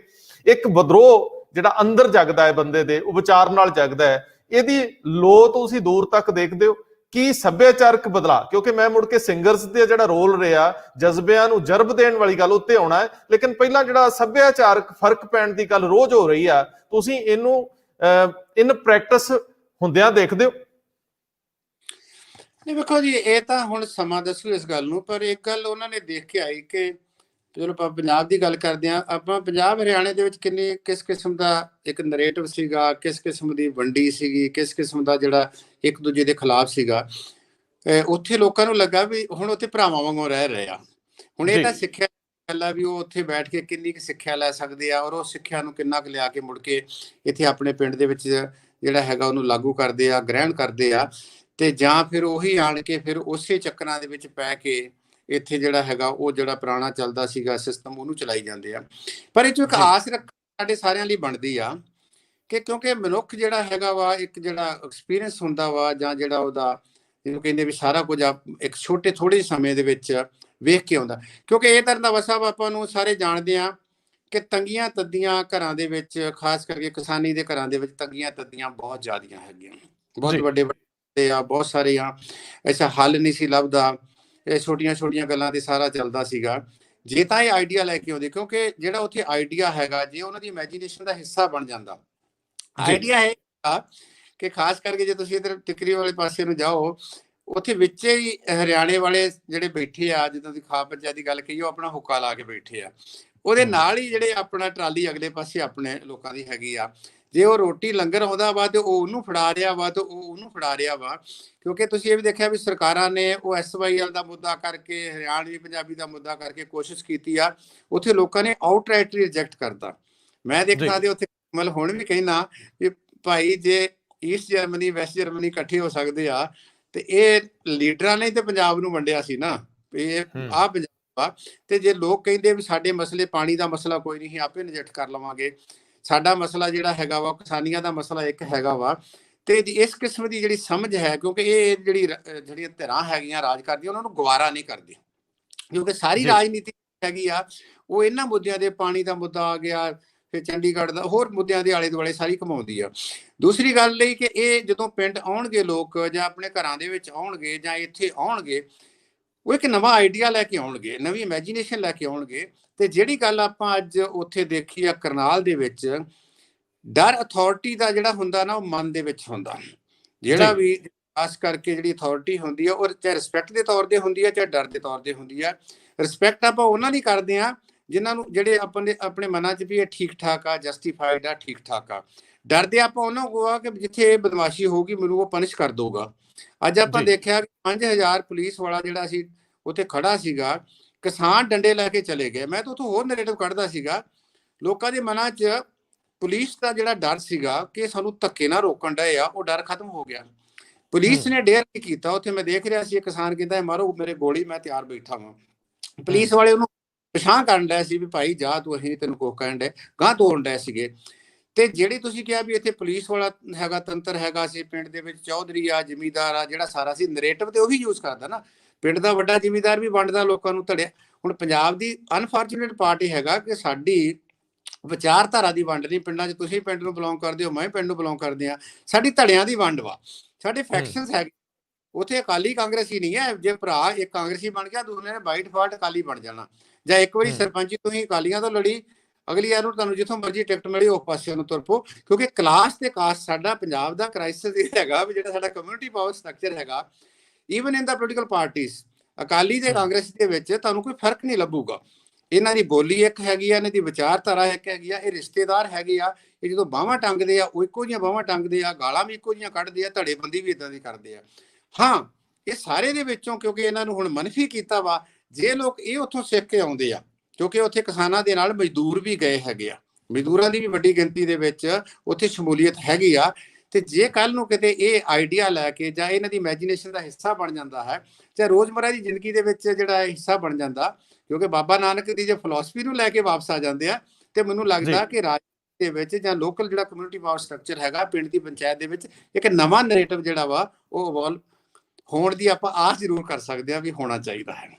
ਆਖਰੀ ਸਵਾਲ ਹੈ ਕਿ ਪ੍ਰੋਫੈਸਰ ਸਾਹਿਬ, ਜਦੋਂ ਇਹ ਸ਼ੁਰੂਆਤ ਅੰਦੋਲਨ ਦੀ ਹੁੰਦੀ ਹੈ ਤੇ ਖਾਸ ਤੌਰ ਤੇ ਜਿਹੜਾ ਹਰਿਆਣੇ ਦੇ ਵਿੱਚ ਗੁਰਨਾਮ ਸਿੰਘ ਚਡੂਣੀ ਦਾ ਤੌਰ ਤਰੀਕਾ ਸੀ, ਅੰਬਾਲੇ ਵਾਲੇ ਬੈਰੀਕੇਡਸ ਨੂੰ ਉਲੰਘਣਾ, ਉਦੋਂ ਤੱਕ ਸ਼ਾਇਦ ਪੰਜਾਬ ਦੇ ਕਿਸਾਨ ਯੂਨੀਅਨ ਵਾਲੇ ਲੀਡਰ ਬਹੁਤ ਗਿਣਤੀ, ਉਗਰਾਹਾਂ ਨੇ ਤਾਂ ਕਹਿ ਹੀ ਦਿੱਤਾ ਸੀ, ਅਨਾਉਂਸ ਕਰਤਾ ਸੀ ਵੀ ਅਸੀਂ ਤਾਂ ਅੱਗੇ ਨਹੀਂ ਬੈਰੀਕੇਡ ਨਹੀਂ ਤੋੜਾਂਗੇ, ਲੇਕਿਨ ਆਪਣੇ ਇਧਰ ਸ਼ੰਭੂ ਵਾਲੇ ਪਾਸਿਓਂ ਵੀ ਇਸ ਤਰ੍ਹਾਂ ਦੀ ਕੋਈ ਬਹੁਤੀ ਹਵਾ ਨਹੀਂ ਸੀ ਕਿ ਅਸੀਂ ਤੋੜਨਾ ਹੈ ਕੁਝ। ਲੇਕਿਨ ਹਰਿਆਣੇ ਵਾਲੇ ਲੋਕ ਜਦੋਂ ਉਲੰਘ ਜਾਂਦੇ ਆ ਅੰਬਾਲੇ ਨੂੰ, ਇਹਦਾ ਮਤਲਬ ਹੈ ਕਿ ਉਹਨਾਂ ਦੇ ਅੰਦਰ ਫਿਕਰ ਜਾਂ ਡਰ ਘੱਟ ਆ। ਸਾਡੇ ਵਾਲੇ ਬਹੁਤ ਨਿਸਲ ਕੀਤੇ ਪਏ ਆ ਇੱਥੇ ਸਿਆਸਤਦਾਨਾਂ ਨੇ, ਪਰਚਿਆਂ ਦੇ ਡਰ ਤੇ ਹੋਰ ਬੜੇ ਝਮੇਲੇ। ਲੇਕਿਨ ਜਦੋਂ ਇੱਕ ਵਾਰੀ ਮਹਾਨ ਖੁੱਲ ਗਿਆ, ਅਸੀਂ ਅੱਗੇ ਵੱਧ ਗਏ। ਇਸ ਘਟਨਾਕ੍ਰਮ ਦੇ ਵਿੱਚ ਪੰਜਾਬੀ ਸਿੰਗਰ ਜਿਹੜੇ ਸੀ, ਉਹਨਾਂ ਦੀ ਭੂਮਿਕਾ ਨਿਰਣਾਇਕ ਰਹੀ। ਜਦੋਂ ਟਰੈਕਟਰ ਦੇ ਉੱਤੇ ਉੱਚੀ ਆਵਾਜ਼ ਦੇ ਵਿੱਚ ਕਮਰ ਗਰੇਵਾਲ ਵੱਜਦਾ ਸੀ ਜਾਂ ਕੋਈ ਹੋਰ ਸੀ, ਉਹ ਬੜਾ ਨੈਰੇਟਿਵ ਸਾਫ਼ ਸੀ ਕਿ ਅਣਖ ਤੇ ਜਿਹੜੇ ਬਾਕੀ ਜਜ਼ਬੇ ਸੀ ਉਹਨਾਂ ਨੂੰ ਉਤਸ਼ਾਹ ਮਿਲਿਆ। ਉਹ ਜਿਹੜੀ ਢਾਡੀ ਕਲਾ ਸੀ ਗੁਰੂ ਹਰਗੋਬਿੰਦ ਸਾਹਿਬ ਦੀ, ਉਹਨੇ ਇਸ ਰੂਪ ਇੱਥੇ ਆ ਕੇ ਲੈ ਲਿਆ, ਸਿੰਗਰਸ ਦੇ ਰੂਪ ਦੇ ਵਿੱਚ ਇੱਕ ਜਜ਼ਬਿਆਂ ਨੂੰ ਬੂਸਟ ਕਰਨ ਦਾ ਕੰਮ ਹੋਇਆ। ਸੋ ਜਿਹੜਾ ਇੱਕ ਰੌਲਾ ਰੱਪਾ ਸਦਾ ਇੱਥੇ ਸੀਗਾ ਵੀ ਅਸੀਂ ਗਨ ਕਲਚਰ ਪ੍ਰਮੋਟ ਕਰਦੇ ਹਾਂ, ਅਸ਼ਲੀਲਤਾ ਪ੍ਰਮੋਟ ਕਰਦੇ ਹਾਂ, ਕੁੜੀ ਤੋਂ ਜੱਟ ਤੱਕ ਦਾ ਸਫ਼ਰ ਸੀ, ਉਹਨੇ ਇਹਨੂੰ ਇਸ ਵਿਰਾਸਤ ਨਾਲ ਜੋੜ ਲਿਆ। ਇਸ ਬਦਲਾਅ ਨੂੰ ਵੀ ਕੋਈ ਸ਼ਬਦ ਦਿਓਗੇ, ਇਹਦਾ ਰੋਲ ਨਿਰਣਾਇਕ ਸੀ ਕਿ ਨਹੀਂ? ਔਰ ਜੇਕਰ ਅਸੀਂ ਇਹਨੂੰ ਅੱਗੇ ਵਧਦਿਆਂ ਦੇਖਦੇ ਹਾਂ ਤੇ ਇਹ ਜਿਹੜੀ ਅੰਦਰ ਸੰਚਾਰ ਹੁੰਦਾ ਹੈ ਭਾਵਨਾਵਾਂ ਦਾ, ਉਹ ਸੱਚਮੁੱਚ ਬਹਾਦਰੀ ਵਾਲਾ ਹੁੰਦਾ ਹੈ ਜਾਂ ਇਹ ਵਕਤੀ ਵਰਤਾਰੇ ਆ ਕਿ ਵੇਖੋ ਵੇਖੀ ਅਸੀਂ ਬਹਾਦਰ ਹੋ ਜਾਂਦੇ ਆ, ਜੇਕਰ ਪਿਛਾਂਹ ਮੁੜਨਾ ਪਿਆ ਤੇ ਅਸੀਂ ਛੇਤੀ ਡਰ ਵੀ ਜਾਂਦੇ ਆ? ਇਹ ਦੋ ਪਹਿਲੂ ਨੂੰ ਸਮਝਾਇਓ, ਕਿਉਂਕਿ ਮੈਂ ਸਮਝਣ ਚ ਅਸਮਰਥ ਹਾਂ, ਤੁਸੀਂ ਇਤਿਹਾਸਕ ਵਰਤਾਰਿਆਂ ਦੇ ਗਵਾਹ ਰਹੇ ਹੋ। ਮੇਰੇ ਖਿਆਲ ਆਪਾਂ ਹਰਿਆਣੇ ਦੇ ਵਿੱਚ ਜਿਹੜੇ ਚੁਨਾਨੀ ਹੈਗਾ ਵਾ, ਉਹ ਜਾਂ ਜਿਹੜਾ ਮੁੰਡਾ ਨਵਦੀਪ ਸਿੰਘ ਸੀ ਜਾਂ ਹਰਿਆਣੇ ਦੀ ਜਿਹੜੀ ਜਥੇਬੰਦੀ ਸੀਗੀ, ਉਹਨਾਂ ਨੂੰ ਇਹ ਤਾਂ ਪਤਾ ਸੀਗਾ ਕਿ ਜਿਹੜੀ ਬੀਜੇਪੀ ਹੈਗੀ ਆ, ਬੀਜੇਪੀ ਉੱਥੇ ਮੈਜੋਰਟੀ ਦੇ ਵਿੱਚ ਨਹੀਂ ਆ। ਬੀਜੇਪੀ ਨੂੰ ਜਿਹੜੀ ਸਪੋਰਟ ਹੈਗੀ ਆ ਉਹ ਜੇਜੇਪੀ ਹੈਗੀ ਆ, ਜਿਹਦਾ ਸਾਰਾ ਬੇਸ ਜਿਹੜਾ ਹੈਗਾ ਪੀਜ਼ੈਂਟਰੀ ਆ, ਕਿਸਾਨੀ ਆ। ਦੂਸਰਾ ਇਹ ਹੈਗਾ ਕਿ ਕਿਉਂਕਿ ਉਹ ਜੇਜੇਪੀ ਦੇ ਵਿੱਚ ਵੀ ਜਿਹੜੀ ਹੈਗੀ ਦੇਵੀ ਲਾਲ ਦੀ ਫੈਮਿਲੀ ਹੈਗੀ, ਓਮ ਪ੍ਰਕਾਸ਼ ਚਾਲਾ ਹੋਣਾ ਦੀ, ਉਹਨਾਂ 'ਚ ਵੀ ਡਿਵੀਜ਼ਨ ਪਈ ਆ। ਸੋ ਇਸ ਕਰਕੇ ਇਹ ਜਿਹੜੀ ਕਿਸਾਨੀ ਨੂੰ ਜਿਹੜਾ ਹੈਗਾ ਸੀਗਾ ਆਪਣਾ ਸਪੋਰਟ ਜਿਹੜੀ ਸੀਗੀ, ਉਹ ਕਿਸੇ ਨਾ ਕਿਸੇ ਸੈਕਸ਼ਨ ਦੇ ਵਿੱਚੋਂ ਉਹਦੇ ਵਿੱਚੋਂ ਹੈਗੀ ਸੀਗੀ। ਤੋ ਇਸ ਕਰਕੇ ਉਹਨਾਂ ਲਈ ਤੋੜਨਾ ਥੋੜਾ ਇਸ ਕਰਕੇ ਵੀ ਆਸਾਨ ਸੀਗਾ ਕਿ ਉਹਨਾਂ ਨੇ ਅੰਦਰੋਂ ਅਗਲੇ ਪਾਸੇ ਵੱਲ ਤੁਰਨਾ ਸੀਗਾ। ਜਿਹੜਾ ਤੁਹਾਡਾ ਆਹ ਵਾਲੇ ਬਾਰਡਰ ਸੀਗੇ ਸ਼ੰਭੂ ਦੇ ਉੱਤੇ, ਉਹਨਾਂ ਨੇ ਬਹੁਤ ਵੱਡਾ ਜਿਹੜਾ ਸੀਗਾ ਉਹਦੇ ਉੱਤੇ ਬੰਦੋਬਸਤ ਕੀਤਾ ਹੋਇਆ ਸੀਗਾ। ਦੂਸਰੀ ਗੱਲ ਇਹ, ਫਿਰ ਉੱਥੇ ਮੈਂ ਜਿੱਥੋਂ ਗੱਲ ਸ਼ੁਰੂ ਕੀਤੀ ਉੱਥੇ ਕਰੂੰਗਾ, ਇਹ ਕਿਸਾਨ ਜਥੇਬੰਦੀਆਂ ਦਾ ਬਹੁਤ ਹੀ ਸਮਝਦਾਰ ਔਰ ਬਹੁਤ ਹੀ ਸੋਚਿਆ ਸਮਝਿਆ ਫੈਸਲਾ ਸੀਗਾ ਕਿ ਉਹਨਾਂ ਨੂੰ ਇਹ ਪਤਾ ਸੀ ਕਿ ਸਾਡੀ ਲੜਾਈ ਬਹੁਤ ਲੰਬੀ ਹੈ ਜੀ ਔਰ ਇਸ ਲੜਾਈ ਨੂੰ ਲੜਨ ਵਾਸਤੇ ਸਾਨੂੰ ਪੀਸਫੁਲ ਰਹਿਣਾ ਪਊਗਾ। ਸਟੇਟ ਦੇ ਨਾਲ ਅਸੀਂ ਕਨਫਰੰਟ ਨਹੀਂ ਕਰਨਾ। ਕਨਫਰੰਟ ਹੁੰਦੇ ਤੇ ਫਿਰ ਜਦੋਂ ਵਾਇਲੈਂਸ ਹੋ ਜਾਂਦੀ ਆ ਤੇ ਵਾਇਲੈਂਸ ਦੇ ਵਿੱਚ ਸਟੇਟ ਜਿਹੜਾ ਉਹ ਜਸਟੀਫਾਈ ਹੋ ਜਾਂਦਾ ਵਾ ਤੇ ਜਿਹੜੀਆਂ ਜਥੇਬੰਦੀਆਂ ਹੁੰਦੀਆਂ, ਜਿਹੜੀਆਂ ਮੂਵਮੈਂਟਸ ਹੁੰਦੀਆਂ, ਹੌਲੀ ਹੌਲੀ ਪਿਛਾਂਹ ਹਟ ਜਾਂਦੀਆਂ। ਉਗਰਾਹਾਂ ਉਹਨਾਂ ਦਾ ਫੈਸਲਾ, ਸਾਰਿਆਂ ਦਾ ਫੈਸਲਾ ਇਹ ਸੀਗਾ ਕਿ ਅਸੀਂ ਜਿੱਥੇ ਬਿਠਾਉਣਗੇ ਉੱਥੇ ਬੈਠ ਜਾਵਾਂਗੇ, ਕਿਉਂਕਿ ਆਪਾਂ ਦੇਖਿਆ ਵੀ ਟ੍ਰੇਨਾਂ ਨੂੰ ਤੇ ਜਿਹੜੀਆਂ ਆਪਣਾ ਟੋਲ ਪਲਾਜ਼ਿਆਂ ਦੇ ਤੇ 2 ਮਹੀਨਿਆਂ ਤੋਂ ਲੱਗੇ ਪਏ ਸੀ ਉਹਦੇ ਵਿੱਚੋਂ ਜਾ ਕੇ। ਤਾਂ ਜਦੋਂ ਚੁਡਾਨੀ ਹੁਣਾਂ ਨੇ ਚਾਹੇ ਜਿਹੜੇ ਉੱਥੇ ਉਹ ਹੋਰ ਸੀ ਉਹਨਾਂ ਨੇ ਉਹ ਤੋੜਤਾ। ਉਹ ਬੈਰੀਕੇਡ ਤੋੜਨੇ ਬਹੁਤੇ ਮੁਸ਼ਕਲ ਨਹੀਂ ਸੀ ਕਿਉਂਕਿ ਹਰਿਆਣਾ ਦਾ ਵਿੱਚ ਸੀਗੇ। ਉਹ ਇੱਕ ਮਾਰਕ ਤੋਂ ਬਾਹਰ ਨਿਕਲ ਕੇ ਲੱਗਾ ਸੀ ਵੀ ਇੱਥੋਂ ਗਾਂ ਕੋਈ ਨਾ ਜਾਵੇ। ਹਰ ਡਿਸਟ੍ਰਿਕਟ ਦੇ ਉੱਤੇ ਜਿੱਦਾਂ ਆਪਾਂ ਲਾਦੇ ਹਾਂ ਵੀ ਪੁਲਿਸ ਵਾਲੇ ਆਪਣੇ ਆਪਣੇ ਉਹ ਬੈਰੀਕੇਡ ਲਾ ਦਿੰਦੇ ਆ। ਜਦੋਂ ਉਹ ਟੁੱਟੇ ਆ ਫਿਰ ਇਹ ਜਿਹੜਾ ਹੈਗਾ ਸੀ ਸ਼ੰਭੂ ਵਾਲੇ ਪਾਸੇ। ਹਾਂ, ਡਰ ਸ਼ੰਭੂ ਦੇ ਉੱਤੇ ਹੈਗਾ ਸੀ, ਜਿਹੜੀ ਤੁਸੀਂ ਗੱਲ ਕੀਤੀ ਸੀਗੀ। ਉੱਥੇ ਇੱਕ ਧਿਰ ਜਿਹੜੀ ਸੀ ਉਹ ਬਾਅਦ ਦੇ ਵਿੱਚ ਮੈਂ ਤਾਂ ਕਹੂੰਗਾ ਕਿ ਉਹ ਮਾਰਜਲਾਈਜ਼ ਹੋ ਗਈ। ਜਦੋਂ ਸ਼ੰਭੂ ਤੇ ਤੁਸੀਂ ਜਾਂਦੇ ਸੀ ਉੱਥੇ 2 ਟੈਂਟ ਲੱਗੇ ਸੀ। ਮੈਂ ਵੀ ਉੱਥੇ ਹੋ ਕੇ ਆਇਆ ਸੀ, ਜਾਂਦਾ ਆਉਂਦਾ ਕਿਤੇ ਜਾ ਰਿਹਾ ਸੀਗਾ, ਉੱਥੋਂ ਵੇਖ ਕੇ ਆ। ਉਹਦੇ ਵਿੱਚ ਇੱਕ ਟੈਂਟ ਜਿਹੜਾ ਸੀਗਾ ਉਹਦੇ ਵਿੱਚ ਉਹ ਜਿਹੜਾ ਬਾਰ-ਬਾਰ ਕਰਦੇ ਸੀ ਵੀ ਉਹ ਉਹਨਾਂ ਦਾ ਹੈਗਾ ਜਿਹੜੇ ਵੱਖਵਾਦੀ ਆ, ਦੂਸਰੇ ਤੀਸਰੇ ਹੈ। ਉੱਥੇ ਉਹ ਇੱਕ ਹੈ ਤਾਂ ਨਹੀਂ ਸੀ, ਗੱਲ ਤਾਂ ਕਿਸਾਨੀ ਦੀ ਕਰਦੇ ਸੀ, ਪਰ ਉਹਨੂੰ ਥੋੜੀ ਉਸ ਕਿਸਮ ਦੀ ਰੰਗਤ ਸੀਗੀ, ਦੂਸਰਾ ਉਸ ਪਾਸੇ ਬਣਿਆ ਸੀਗਾ। ਤਾਂ ਇਸ ਕਰਕੇ ਆ ਵੀ ਜਦੋਂ ਇਹਨਾਂ ਨੇ ਇਹ ਸੋਚਿਆ ਵੀ ਅਸੀਂ ਜਿੱਥੇ ਸਰਕਾਰ ਰੋਕੋਗੇ, ਉਹ ਸਰਕਾਰ ਨੂੰ ਨਾ ਨਿਹੱਥੇ ਕਰਨ ਵਾਲੀ ਗੱਲ ਹੁੰਦੀ ਆ, ਨਿਸਲ ਕਰਨ ਵਾਲੀ ਗੱਲ ਹੁੰਦੀ ਆ। ਸਰਕਾਰਾਂ ਤਾਂ ਕਹਿੰਦੀਆਂ ਸਾਡੇ ਗਲ ਪਾਓ, ਸਰਕਾਰਾਂ ਤਾਂ ਕਹਿੰਦੀਆਂ ਵੀ ਤੁਸੀਂ ਸਾਡਾ ਕਨਫਰੰਟ ਕਰੋ, ਫਿਰ ਅਸੀਂ ਦੱਸਾਂਗੇ। ਕਿਉਂਕਿ ਸਰਕਾਰਾਂ ਦੇ ਕੋਲ ਸੰਵਿਧਾਨ ਦੁਆਰਾ, ਕਾਨੂੰਨ ਦੁਆਰਾ ਇਹੋ ਜਿਹੀਆਂ ਸਥਿਤੀਆਂ ਨੂੰ ਨਜਿੱਠਣ ਵਾਸਤੇ ਜਿਹੜਾ ਵਾ ਉਹ ਸਾਰਾ ਉਹ ਸਿਸਟਮ ਹੁੰਦਾ। ਦੂਸਰੀ ਜਿਹੜੀ ਤੁਸੀਂ ਲਾਸਟ ਤੇ ਗੱਲ ਕਹੀ, ਮੈਂ ਕਹਿੰਦਾ ਸਮਾਂ ਬਦਲ ਗਿਆ। ਕਰਕੇ ਬਦਲ ਗਿਆ ਕਿ ਜਿਸ ਸਮੇਂ 'ਚ ਅਸੀਂ ਰਹਿ ਰਹੇ ਹਾਂ ਇਹ ਬਹੁਤ ਵਿਚਿੱਤਰ ਕਿਸਮ ਦਾ ਸਮਾਂ ਸੀ। ਥੋੜਾ ਸਮਾਂ ਪਹਿਲਾਂ ਨਾ ਇੱਕ ਸਟੱਡੀ ਕੀਤੀ ਸੀ, state of youth in India. Possibly ਅਸੀਂ 17 ਦੇ ਵਿੱਚ ਸਟੱਡੀ ਕੀਤੀ ਸੀਗੀ। ਇੱਕ ਅਸੀਂ 13 ਚ ਵੀ ਸਟੱਡੀ ਕੀਤੀ ਸੀਗੀ, ਸ਼ਾਇਦ ਜਿਹੜੇ ਮੇਰੇ ਖਿਆਲ ਜੋਗਿੰਦਰ ਯਾਦਵ ਹੋਣੀ ਉਹਦੇ ਮੇਨ ਕੋਆਰਡੀਨੇਟਰ ਸੀ। ਅਜੇ ਵੀਰ ਜਾਖੜ ਅੱਜ ਕੱਲ੍ਹ ਸ਼ਾਇਦ ਪੰਜਾਬ ਕਿਸਾਨ ਜਿਹੜਾ ਕਮਿਸ਼ਨ ਉਹਦੇ ਚੇਅਰਮੈਨ ਹੈ, ਕਮਿਸ਼ਨ ਦੇ ਚੇਅਰਮੈਨ। ਹਾਂ ਸੀਗੇ, ਇਹਨਾਂ ਦੀ ਸਰਕਾਰ ਸੀਗੀ। ਤੇ ਇਹਨਾਂ ਨੇ ਸਾਰਿਆਂ ਨੂੰ ਸਾਨੂੰ ਕਿਹਾ ਵੀ ਆਪਾਂ ਇੰਡੀਆ ਦੇ ਵਿੱਚ ਕਿਸਾਨਾਂ ਦੀ ਹਾਲਤ ਦੇ ਉੱਤੇ ਇੱਕ ਸਟੱਡੀ ਤਾਂ ਕਰੀਏ ਯਾਰ, ਇਹਨੂੰ ਘੱਟੋ ਘੱਟ 2014 ਦੇ ਵਿੱਚ ਇਹਨੂੰ ਮਸਲਾ ਬਣਾਈਏ। ਜਿਹੜੇ ਲੋਕ ਕਹੀ ਜਾਂਦੇ ਜੋਗਿੰਦਰ ਯਾਦਵ ਹੋਣੀ ਅੱਜ ਸ਼ਾਇਦ ਆ ਗਏ ਆ, ਉਹਨਾਂ ਦਾ ਬਹੁਤ ਪੁਰਾਣਾ ਕੰਸਰਨ ਸੀਗਾ।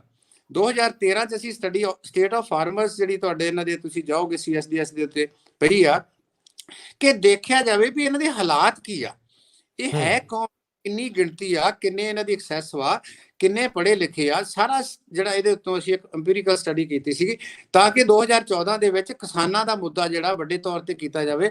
ਪਰ 2014 ਦੇ ਵਿੱਚ ਕਿਸਾਨਾਂ ਦਾ ਮੁੱਦਾ ਕੀ, ਤੋਂ ਬਾਕੀ ਸਾਰੇ ਮੁੱਦੇ ਰੁਲ ਗਏ। ਉੱਤੇ ਦੇਖੋ ਸੀਗਾ 6 ਦਿਨ ਵਾਲੀ ਗੱਲ ਆ ਗਈ, 15 ਲੱਖ ਵਾਲੀ, ਉਹ ਸਾਰੇ ਲਾਂਭੇ ਹੋ ਗਏ। ਇਸੇ ਤਰੀਕੇ 2016-17 ਦੇ ਵਿੱਚ state of youth in India ਤੇ ਕੀਤਾ ਸੀਗਾ। ਉਹ ਸਟੱਡੀ ਸਾਨੂੰ ਬਹੁਤ ਹੌਸਲਾ ਦਿੰਦੀ ਆ ਕਿ ਜਿਹੜੀ ਯੂਥ ਹੈਗੀ ਆ, ਜਿਹਨੂੰ ਆਪਾਂ ਕਹਿੰਦੇ 60% ਹੈਗੀ ਆ 18 ਤੋਂ ਲੈ ਕੇ 35 ਸਾਲ ਦੀ ਏਜ ਵਾਲੇ ਜਿਹੜੇ ਲੋਕ ਹੈਗੇ ਆ, ਜਿਹੜੇ ਵੋਟਰਸ ਜਿਹੜੇ ਹੈਗੇ ਆ, ਇਹ ਯੂਥ ਜਿਹੜੀ ਹੈਗੀ ਆ, ਇਹਦੇ ਵਿੱਚ ਕਾਸਟ ਦਾ ਜਿਹੜਾ ਹੈਗਾ ਉਹ ਬਹੁਤ ਘੱਟ ਹੈ ਅਸਰ, ਜਿਹੜਾ ਜ਼ਿਆਦਾ ਅਸਰ ਘੱਟ। ਇਹ ਲਿਟਰੇਟ ਹੈ, ਇਹ ਮੈਂ ਕਹਿਣ ਚ ਕੋਈ ਹਰਜ ਨਹੀਂ ਗਏ, ਇਹ ਸੈਕੂਲਰ ਹੈ, ਇਹਨਾਂ ਚ ਕੰਸੈਂਸਸ ਹੈ। ਇਹ ਇੰਡੀਵਿਜੂਅਲ ਤੋਂ ਵੀ ਵਾਲੇ ਪਾਸੇ ਵਾਲੇ ਜਿਹੜੀ ਯੂਥ ਹੈ, ਜਿਹੜੀ ਨਵੇਂ ਭਾਰਤ ਦੀ ਯੂਥ ਆ, ਉਹ ਉਸ ਕਿਸਮ ਦੀ ਹੈ।